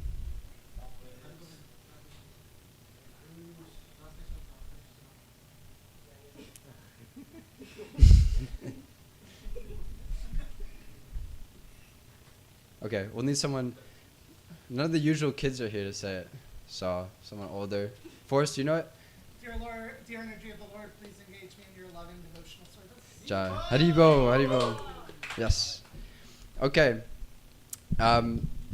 Yes, the Maha Mantra means, please engage me, energy of the Lord, please engage me in your loving devotional service. Okay, so I'm going to say a line. You guys can follow along when you pick it up. Tara maja jivati loba moy sudurmati jitita katina samsare. Okay, so that's okay. That's what I'm. Thank you. Everyone's hungry in here or something. Just keep going. I just want to say the one line. So that's part of the Prashadam prayers, and what that line specifically means is, out of all the senses that we have, the tongue is the most ferocious or voracious, there's many different words, and hardest to control, the tongue. So the tongue has two purposes primarily. It is, one, tasting, and two, vibrating, chanting, talking. And out of the senses, the tongue is the chief of the senses. It is the most likely and easy for us to take us away from spiritual progress. And we can talk about the tasting part later. But for now, the vibrating part, that is actually dangerous. We have this propensity to vibrate things that are counterproductive to where we want to be. Who here in this room has heard the word tea used in the context of gossiping? Right? Primarily, you guys spilling the tea. having a tea session, right? This is such an enjoyable activity to us, gossip, that it has even a colloquial term, and people nowadays, from all time, we love to do it, and we might call it by different names. So earlier today, as I was thinking about this topic, I decided, okay, I'm going to pay attention to myself for today. Today's a Sunday, auspicious day. It's program, everything. But I'm going to see, is there any circumstance in which I feel the urge to say something about somebody to another person, right? I thought, okay, I'm going to catch myself, and I'll see what I come up with. A few hours later, it happens, but I even only caught it after I already said the thing. I saw somebody doing something, and I thought, ooh, I got to tell my friend this. And only after I told them, I realized, oh, that was my... So it's so hard to control that even like spontaneously the desire arises to say it. And we only realize it after the fact. Sometimes we don't even think about it. It's just a part of our lives. It's like a daily thing, maybe with our best friend, whoever. So essence is we can't really stop the thing. We can't, even if we meditate upon it and say, okay, today I'm going to go a whole day without spilling the tea, like I did, right? It'll still catch us by surprise. It'll still happen. So the only thing we can do is try to purify the tongue. And to purify the chanting element is chanting the Hare Krishna Maha Mantra. So, imagine if today, instead of seeing someone do something, and immediately running to my friend, I had run to my bead bag instead and started chanting the Hare Krishna Maha Mantra. Because Cheto Darpana Marjanam, the heart, Cheto, Darpana, mirror, and Cheto Darpana Marjanam, cleanse the heart. So cleanse the mirror of the heart. So that dust on the mirror of the heart, what we see all around us, that's the dust that the Maha Mantra cleans. And we can either add more dust on top of it by going and gossiping, or spot the dust and cleanse it by doing some chanting. We might not be in the right mindset, but chanting will get us in the right mindset and get us to a standard where if we replace the gossip with the chanting, eventually we'll have so much taste for the chanting, just as much as we have for gossiping. The spontaneous attraction will be there. So, because humility is the key ingredient that we're missing in order to obtain love of Godhead, in order to obtain true taste for chanting. We don't have taste for chanting right now because we have taste for other things, like gossip. But by continuously attempting to cleanse and attempting to replace those tea sessions with chanting sessions, we will develop the taste. And then we won't be in danger at all of gossiping. The thought won't even arise. We'll see somebody doing something, and the thought won't even arise that this is good or bad or that we need to tell somebody else about it. And instead, we'll be so giddy to chant and be connected with the mantra, just as giddy as we are when we tell our best friend whatever they've missed for the last 2 weeks because they've been out. All right, so for the technicals of chanting, I hope everybody has a set of quarter round beads, and if not, your own beads from your bead bag. We're going to hold the beads in our right hand, and we are going to keep our forefinger, which is the finger that we use to gossip with, say, he did this, she did that today. We're going to hold that off the beads because we want different energy on the beads. We don't want that one on it.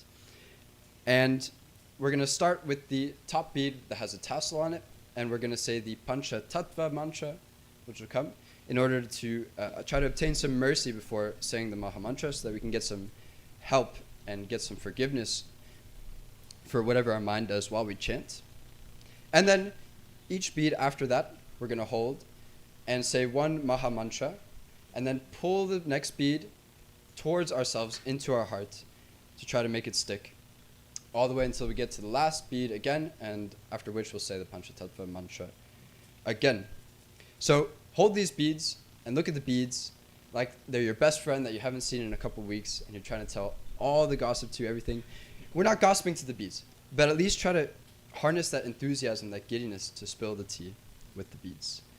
So, Jai Shri Krishna Chaitanya Prabhu Nityananda Shri Advaita Gadadhara Shivasari Gaura Bhakta Vrinda Hare Krishna Krishna Krishna Hare Hare Hare Rama, Rama Rama, Hare Hare.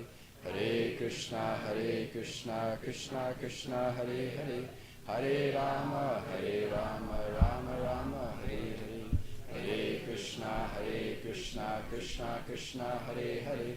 Hare Rama, Rama Rama, Hare Hare.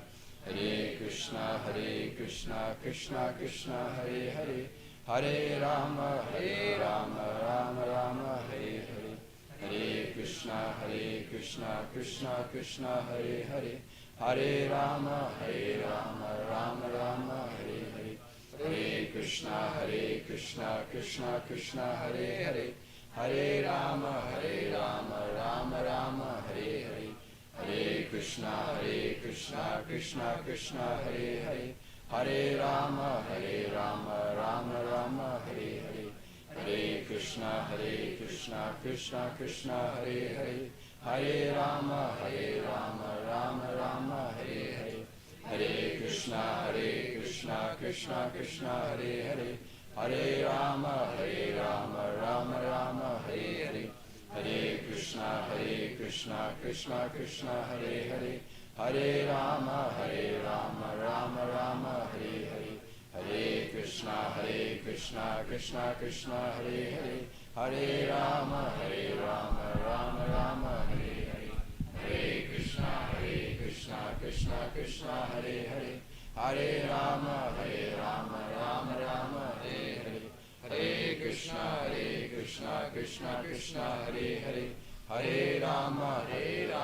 Rama Rama, Hare Hare. Hare Krishna, Krishna Krishna, Hare Hare. Hare Rama, Rama Rama, Hare Hare. Hare Krishna, Krishna Krishna, Hare Hare. Hare Rama, Rama Rama, Hare Hare. Hare Krishna, Krishna Krishna,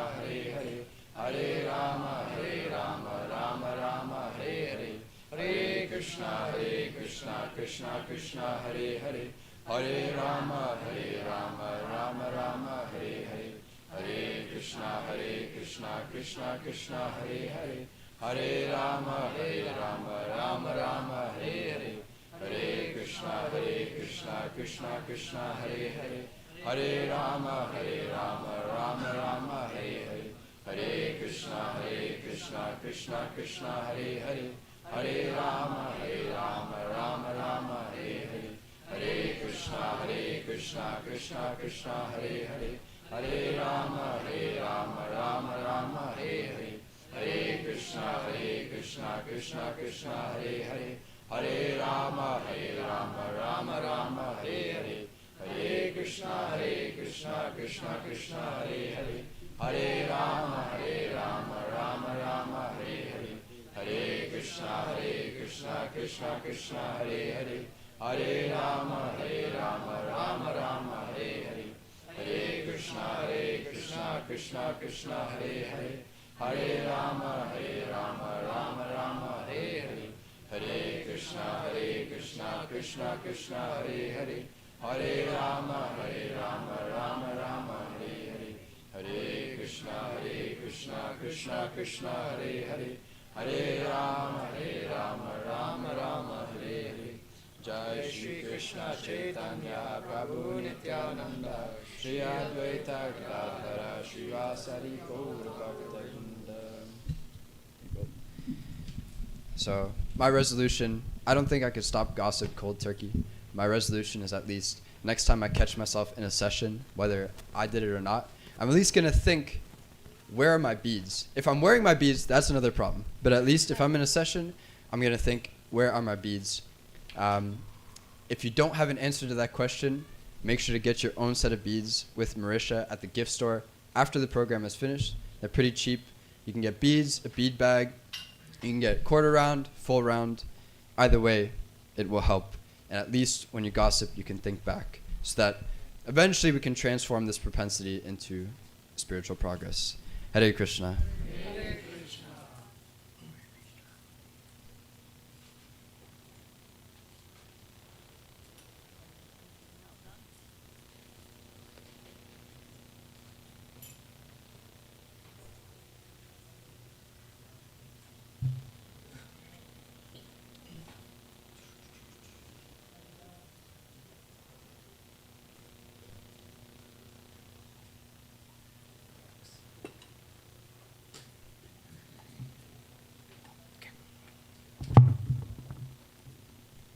surrendering to you lifted me from the burden of false pride. No longer will I try to secure my own well-being.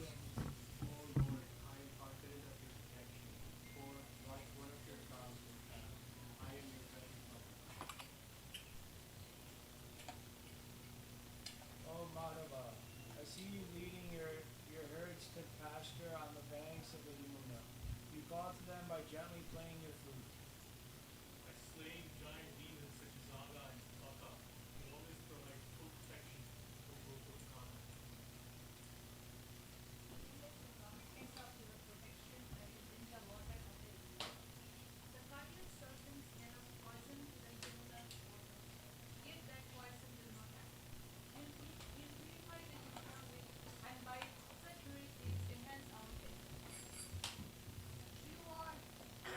Called Govinda and Gopal will surely protect by swallowing the flaming fire.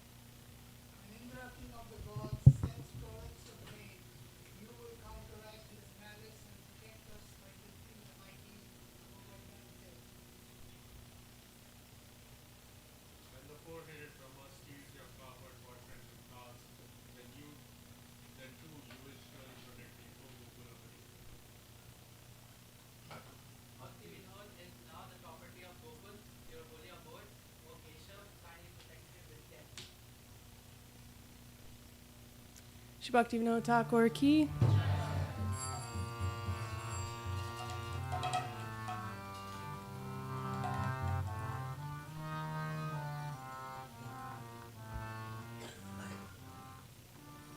Atma samarpane gela biman nai korubo nija rakavidan.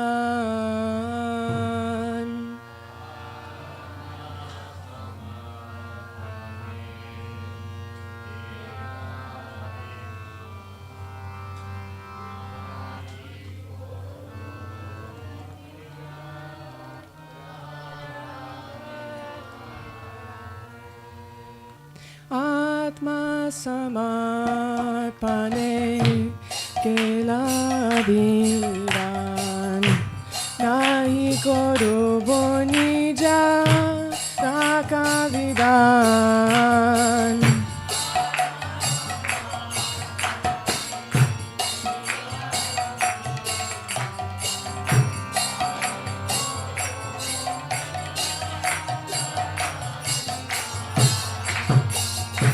Atma samarpane kelaviman nahi korubo nija rakavidan.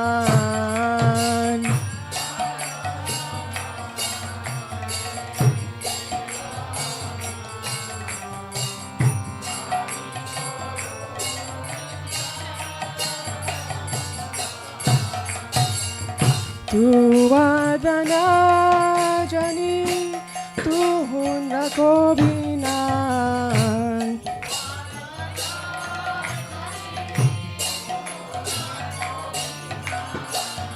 Tu vadana jani tu hunda ko binan.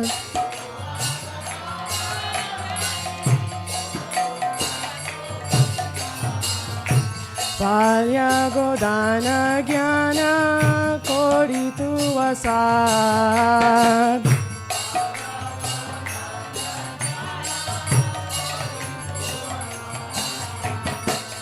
Palya godana jnana koritu asad.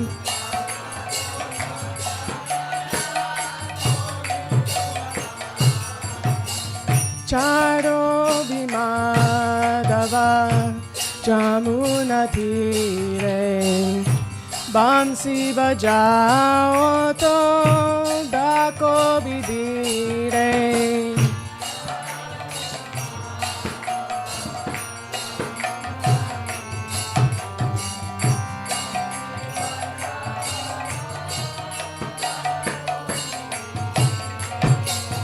Charo vimadava tava Jamuna tire Bansi bajao to dako vivire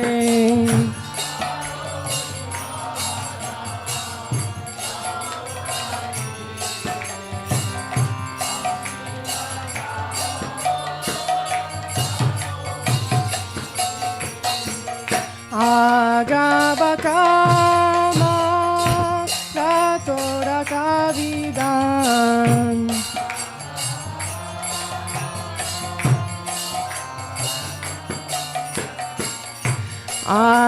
Agabakama Rakavidan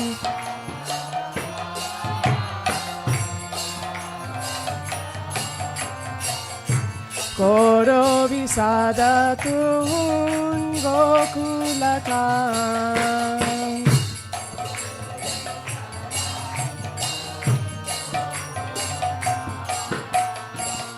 Koro visada tun gokulakan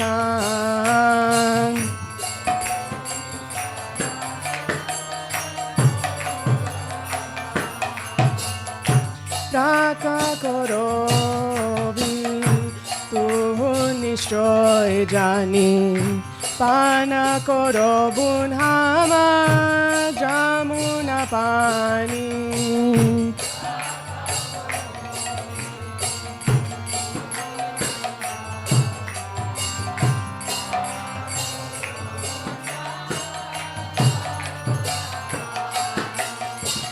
Raka korobi tuhun nishoy jani Pana korombun hama jamuna pani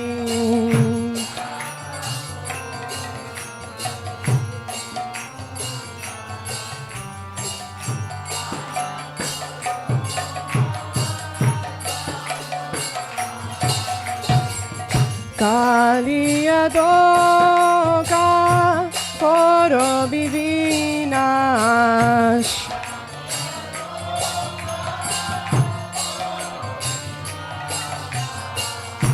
Kaliya doka koro bivinash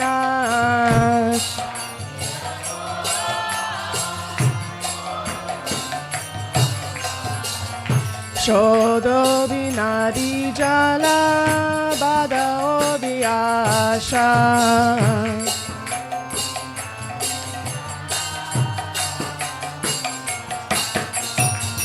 Shodo binadi jala bada obi ash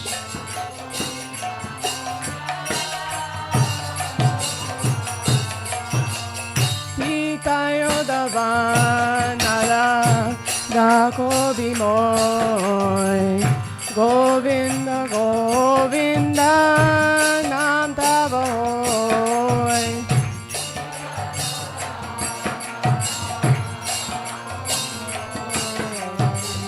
Gopala Govinda Nam tavoy Piyato davanala Dako bimoy Gopala Govinda Nam tavoy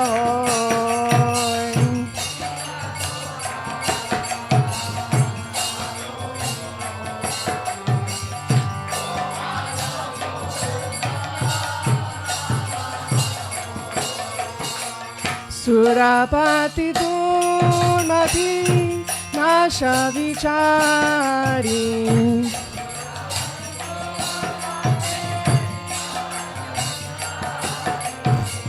Surapati Durmati Nasha Vichari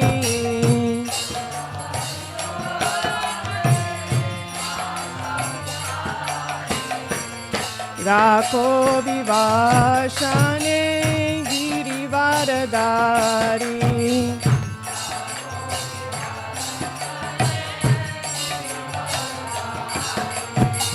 Rako Vivashane Girivaradari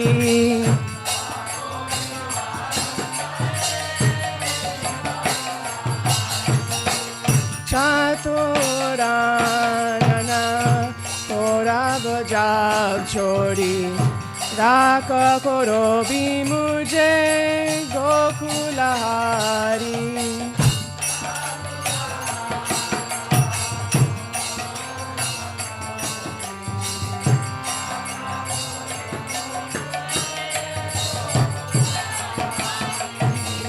Tatora Nana Korabo Jab Chori Raka Korobi Mujhe Gokulahari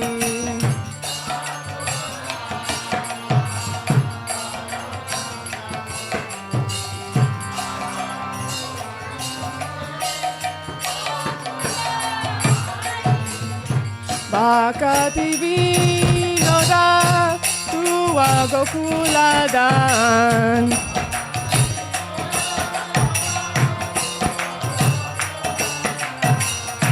Bhakati Vinoda Tua Gokuladan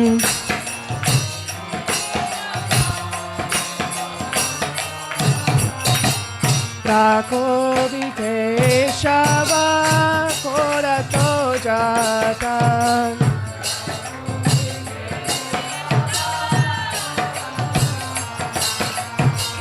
Rakobi Keshava Korato Jatan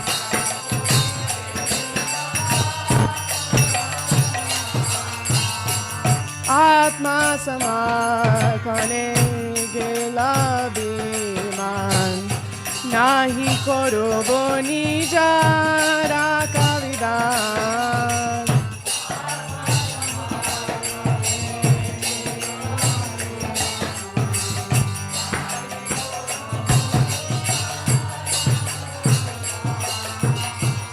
Atma Samarpane Gela Viran Nahi Korobo Nijara Kavidan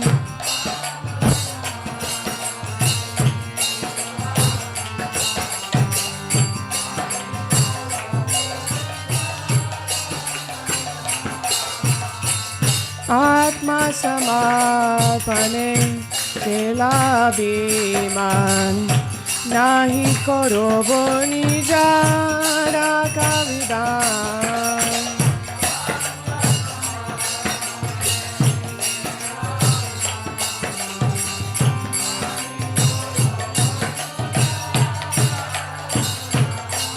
Hare Krishna Krishna Krishna Hare Hare Hare Rama Rama Rama Hare Hare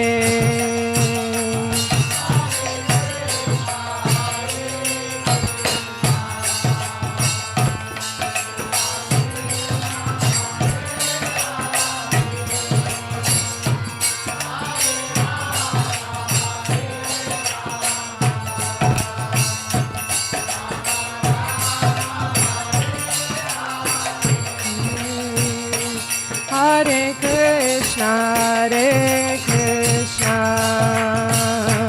Krishna Krishna Hare Hare Hare Rama Rama Rama Hare Hare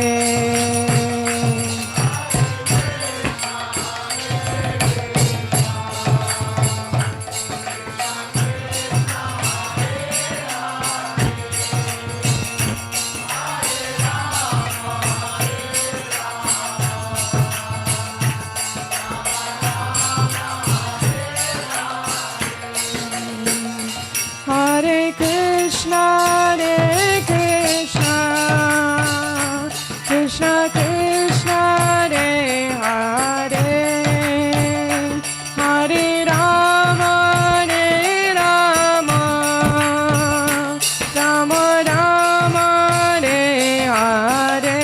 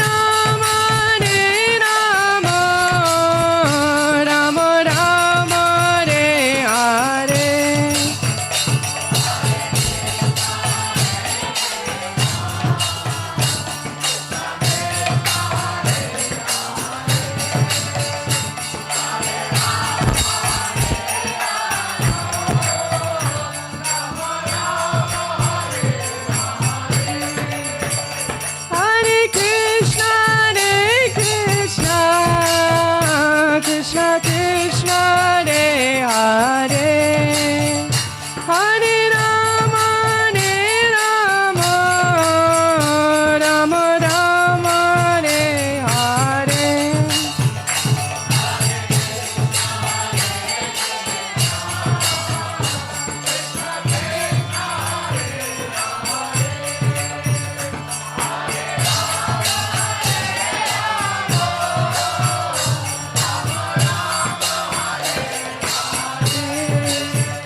Hare Krishna, Krishna Krishna, Hare Hare, Hare Rama, Rama Rama, Hare Hare.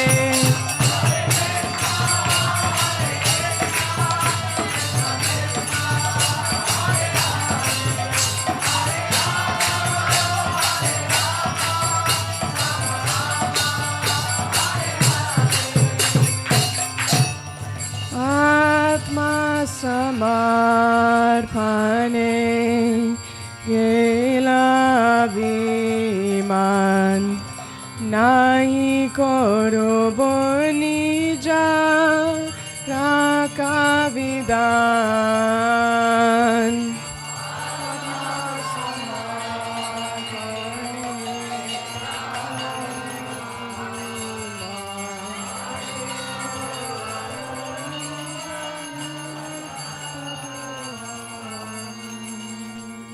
Srila Bhaktivinoda Thakur ki, Srila Prabhupada ki, Gaur Premanandi.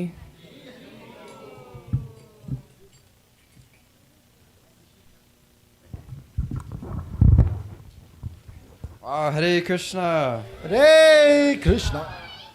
Fired up bhajan by Marisha. As always, Haribo, round of applause. Yes. Clap, clap, clap. Okay, welcome everybody. Is anybody here at the temple for the first time ever? Yes. Quite a few. Yes, guys. Prabhu. What is your name and what inspired you to come today to the temple? Hare Krishna, my name is Yashwada Dulal Das. I'm from the Bhakti Center in New York, and I'm friends with Dvaipa and Prabhu. Yes. No, I momentarily blanked out because I have Divyanam in my head, and I'm like, he's not Divyanam, Dvaipa and Prabhu. So yeah, that's why I came. Thank you for coming, Prabhu. We're lucky to have you. So some of us may not know, but he is one of our Facebook sensation.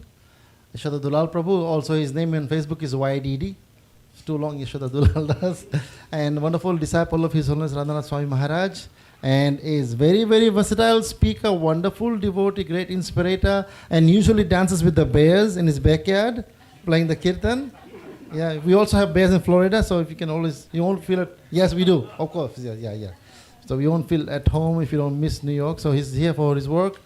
He came in from New York for a 3-day session here, and I'm very, very happy that his Prabhu is here. And sometimes temples like us, as you know, we are small pockets. People don't know about us. He also didn't know, and I sent him the pictures. So they are stunning. The details are stunning. So he's very happy to be with us, and I'm also happy to have him here for some time. And definitely he'll do some promotion for our temple on the Facebook. Hare Krishna. Haribol. No, Thank you. Anybody else for the first time? Mataji in the back. Hare Krishna. What is your name and how did you come to find out about us? Why did you come?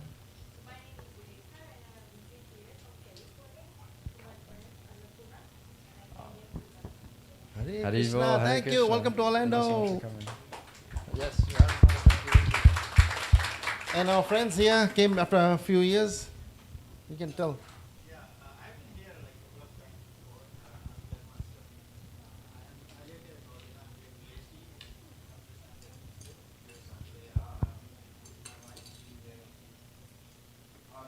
Thank you so much for coming.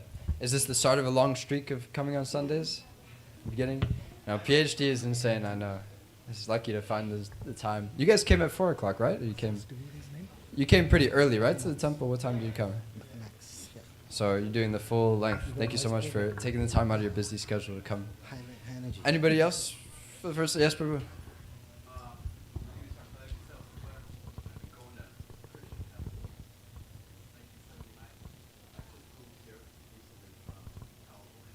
Welcome, Haribo.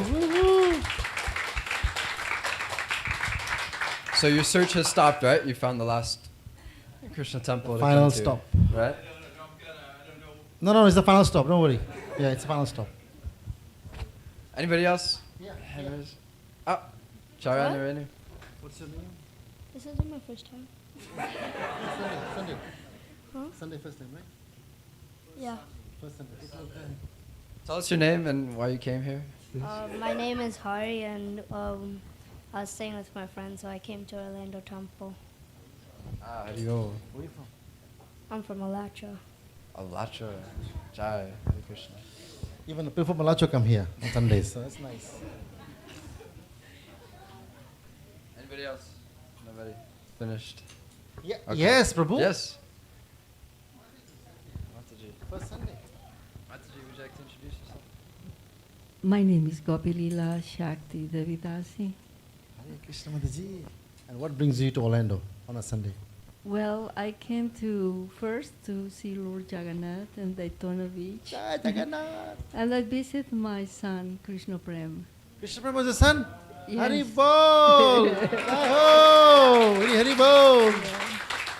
Yeah, I live in Maryland, but I go to Potomac Temple. And soon you might move here. It's up to the Lord. Okay, to the Lord, that's nice. Yeah, of course. Yeah. No, good temple. Yeah, we bring everyone here. Okay, thank you for all the first timers. I hope it's not your last time. Okay, announcements and events. Today is Govinda Ghosh's disappearance day. And I did a little bit of research, cursory research, and it's actually fitting that his disappearance day is today. And yesterday we had the Lord Jagannath Rath Yatra because Govinda Ghosh is one of three brothers. It was Govinda, Madhava, and Vasudev Ghosh. And they were dear associates of Lord Chaitanya. And what they're mainly known for is their kirtans during the Jagannath parade. Lord Chaitanya would dance wildly whenever they would come on. So very fitting. Then upcoming, is that next Sunday? Next Sunday. Monthly Harinam at Lake Eola. So our monthly Harinam is we go out to Lake Eola Park, which is kind of downtown Orlando area. And the devotees get together. One group sings kirtan, and then one group tries to distribute books to all the lucky people that are walking around the lake on that day. There's a farmer's market and everything, so that brings traffic around the lake. And it's a really nice time. It's only usually 11 to 1, right? So a couple hours. And we have a van that leaves here from the temple because parking downtown is a nightmare. So 10:30 sharp, the van leaves here to go downtown to Lake Eola. So it's a really good vibe. Everyone gets in the van. Everyone's fired up. So it's a great time. We'd love to have as many people as we can. 10:30 a.m. and p.m. also if you want to go p.m. on your own. Yes. No, p.m. is here at the temple. Okay. Then? Book distribution. Do you want to speak on that? Yes. Okay, wait. I didn't get my phone yet ready.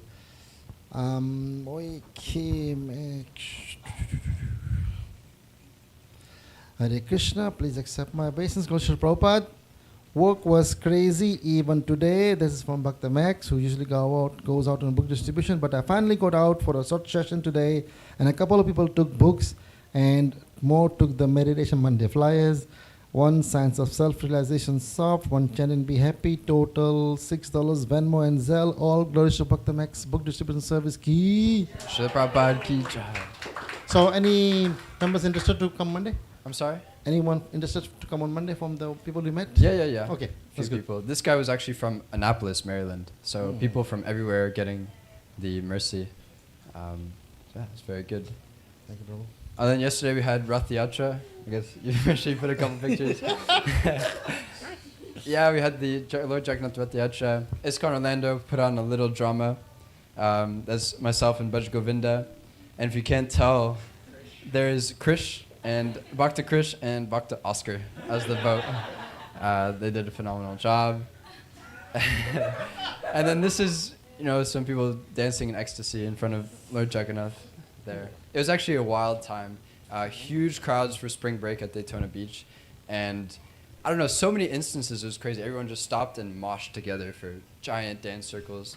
People didn't even know what they were singing. They were just, rah, rah.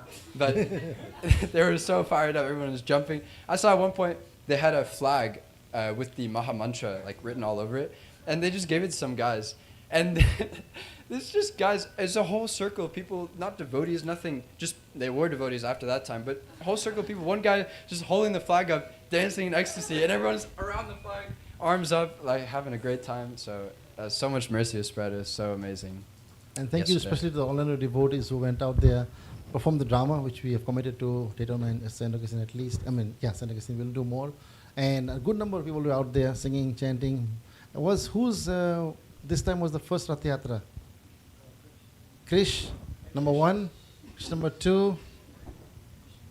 And Krish, anyone else? Hari, you didn't miss. Samanvi was the first time? Oh, you've been there. Okay, good. Well, yeah, a lot of young at heart went out yesterday. Thank you. One family thought it was today. Okay, keep him informed, give him WhatsApp, give him email, give him Instagram, give him Facebook, give him YouTube. So, okay. Okay, thank you. Reading sessions. So, every week on Wednesdays and Saturdays, devotees get together and read from core texts. Wednesday, 7 to 7:30 p.m. is the Chaitanya Charitamrita, which happens on Zoom and inside the temple. So 6:30 to 7 is our Gaur Arti, then 7 to 7:30 we read Chaitanya Charitamrita. And then Saturdays we read Srimad Bhagavatam, 8 a.m. to 9 a.m. That's kind of the best session. And that's all on Zoom. Or if you want to come to the temple, but there might not be many people here. So yeah, if you miss us on Sunday, you can always get association and knowledge other days. Sponsorship. So today's Love Feast is actually sponsored by Ipshita Mataji and Supadik Prabhu went inside. Supadik Prabhu. In honor of their son, I didn't know the pronunciation off bat. Moinak Prabhu's birthday. Prabhu, stand up. Oh, Hare Krishna. Wait, stand up, stand up. Can you stand up? Haribo! Haribo! Krishna Prama, he has got some good muscle, so engage him today. Nice. So thank you, Mataji and Prabhuji, for sponsoring this wonderful birthday celebration. And you are here also today with us. Really grateful. Can we all chant the Maha Mantra for his blessings, as blessings to him? Hare Krishna, Hare Krishna, Krishna Krishna, Hare Hare, Hare Rama, Hare Rama, Rama Rama, Hare Hare. Jai. I've seen you come a few times, but I didn't know you were their son. Oh. Amazing. Hare Krishna. Hare Krishna to you. Okay, Hare Krishna to you.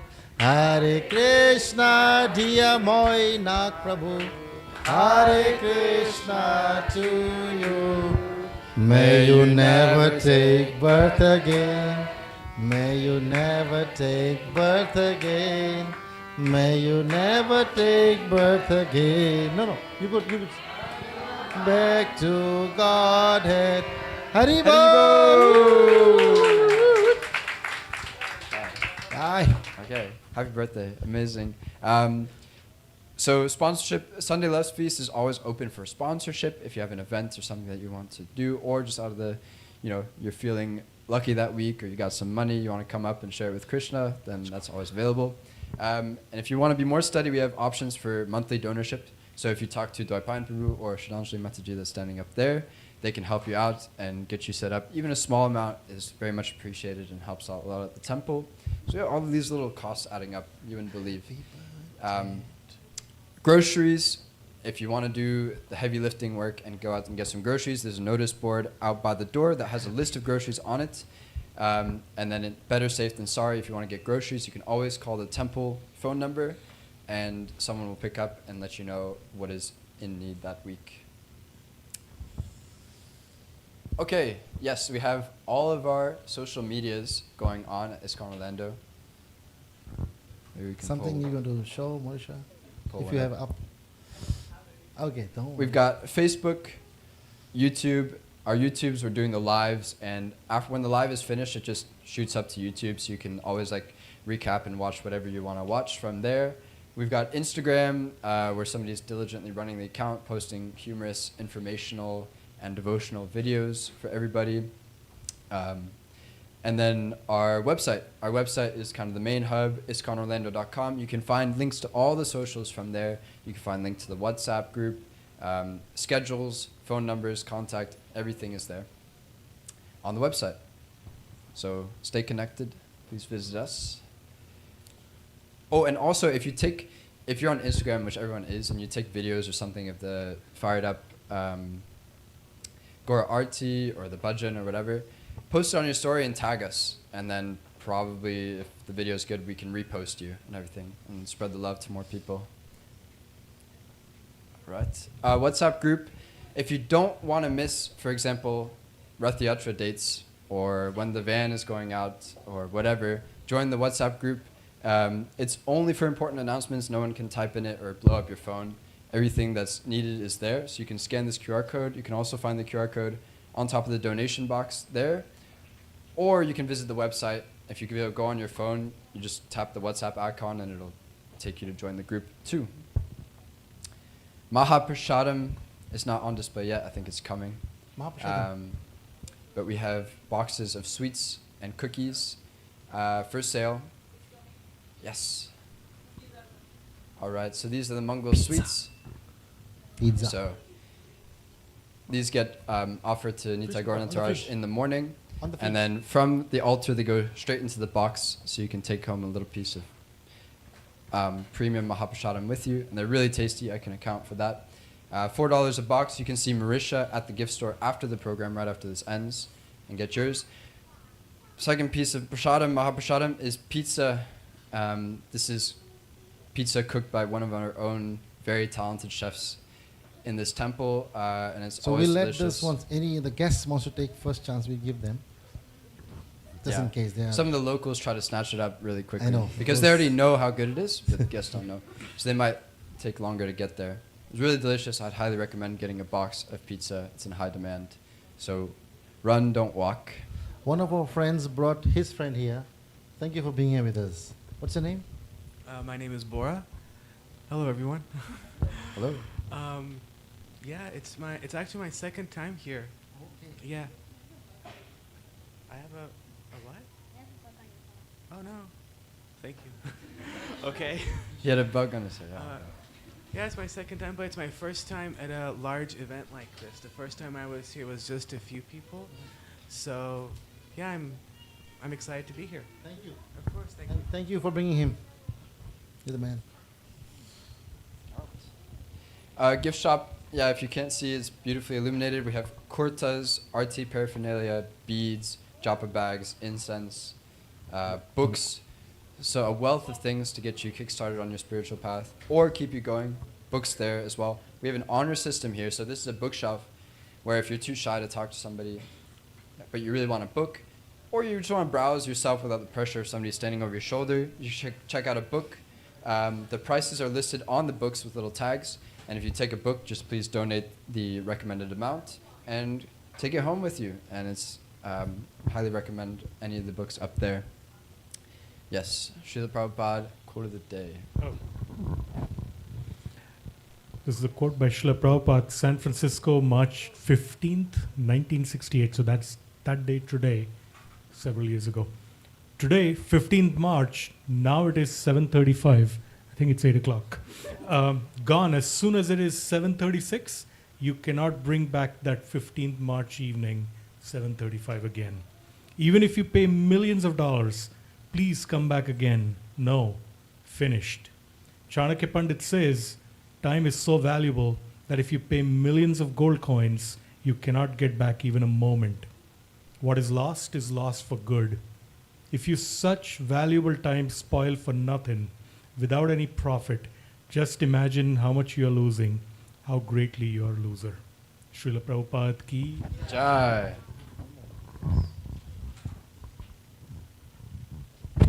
Another one. Read this too. Oh, and this is from, I can't believe it. It's from Tehran, Iran. March 13th, 1975. There's something going on in the world right now. Don't approach the cheater guru, bluffer guru, and be cheated. Stop this business. This has spoiled the whole spiritual atmosphere of the world. Take Guru, the Supreme Guru, Krishna. Srila Prabhupada ki jai. Jai. Thank you so much.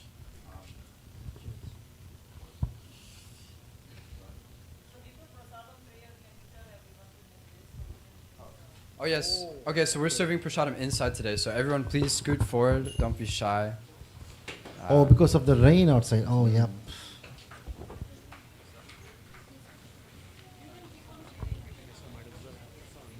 Yeah. Oh, there you go. So-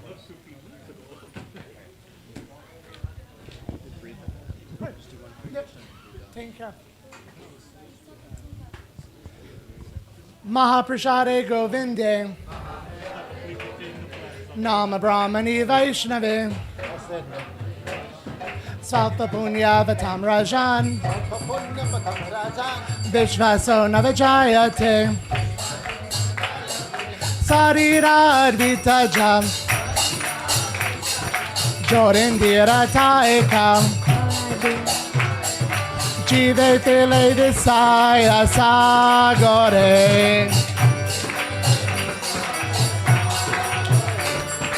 Karma de Jivati Loba Moisa Dumarti Take Jete Katina Samsare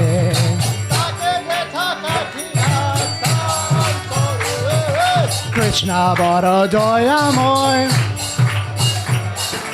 Kori Vara Jiva Jai Svaprasadana Dilovai Se Anamrita Pao Radha Krishna Guna Gao Prime Dakto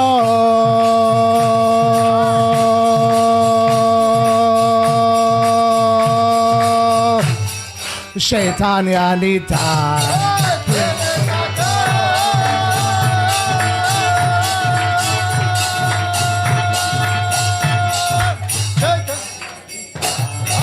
Jai Mai Jai Nitai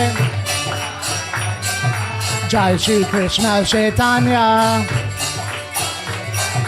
Prabhu Nityananda Shri Advaita Gadadhar Shri Vasadi Gaura Bhakta Vrinda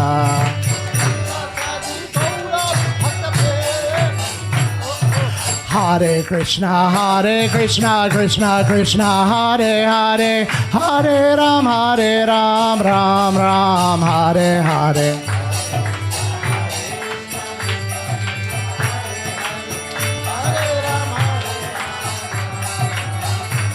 Nitai Gora Nataraj, Nitai Gora Nataraj, Nitai Gora Nataraj, Nitai Gora Nataraj.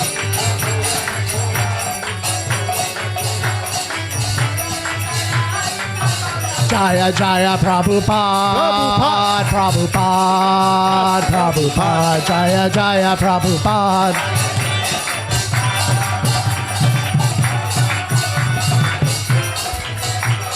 Nitai Gora Haribol, Haribol, Haribol, Nitai Gora Haribol.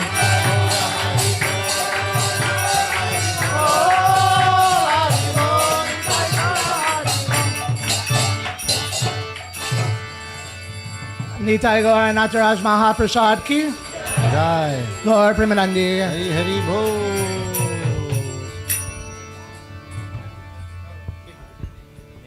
Me. Like I gave class today. So that is going to conclude our Sunday love feast. But, boo-hoo. Fortunately, the rain has trapped us all inside. So what we are going to do is we are going to be having prasadam at the temple, inside the temple room. But there is a caveat. The curtains are still open. So we please just ask, while the curtains are still open, you are to take your smart cellular device, even if you have a potato phone with a little 144p camera. You go up to the deities, you take pictures, you save it on your phone, you share it on all of your social medias, you tag ISKCON of Orlando to make sure that our social media team is happy. And then once the curtains close, then you may eat your prasadam. Sound good? Everybody got their phone ready? Yes. Pictures? and then Prashadam. Shri Shri Nitai Gauda Nataraja Ki Jai.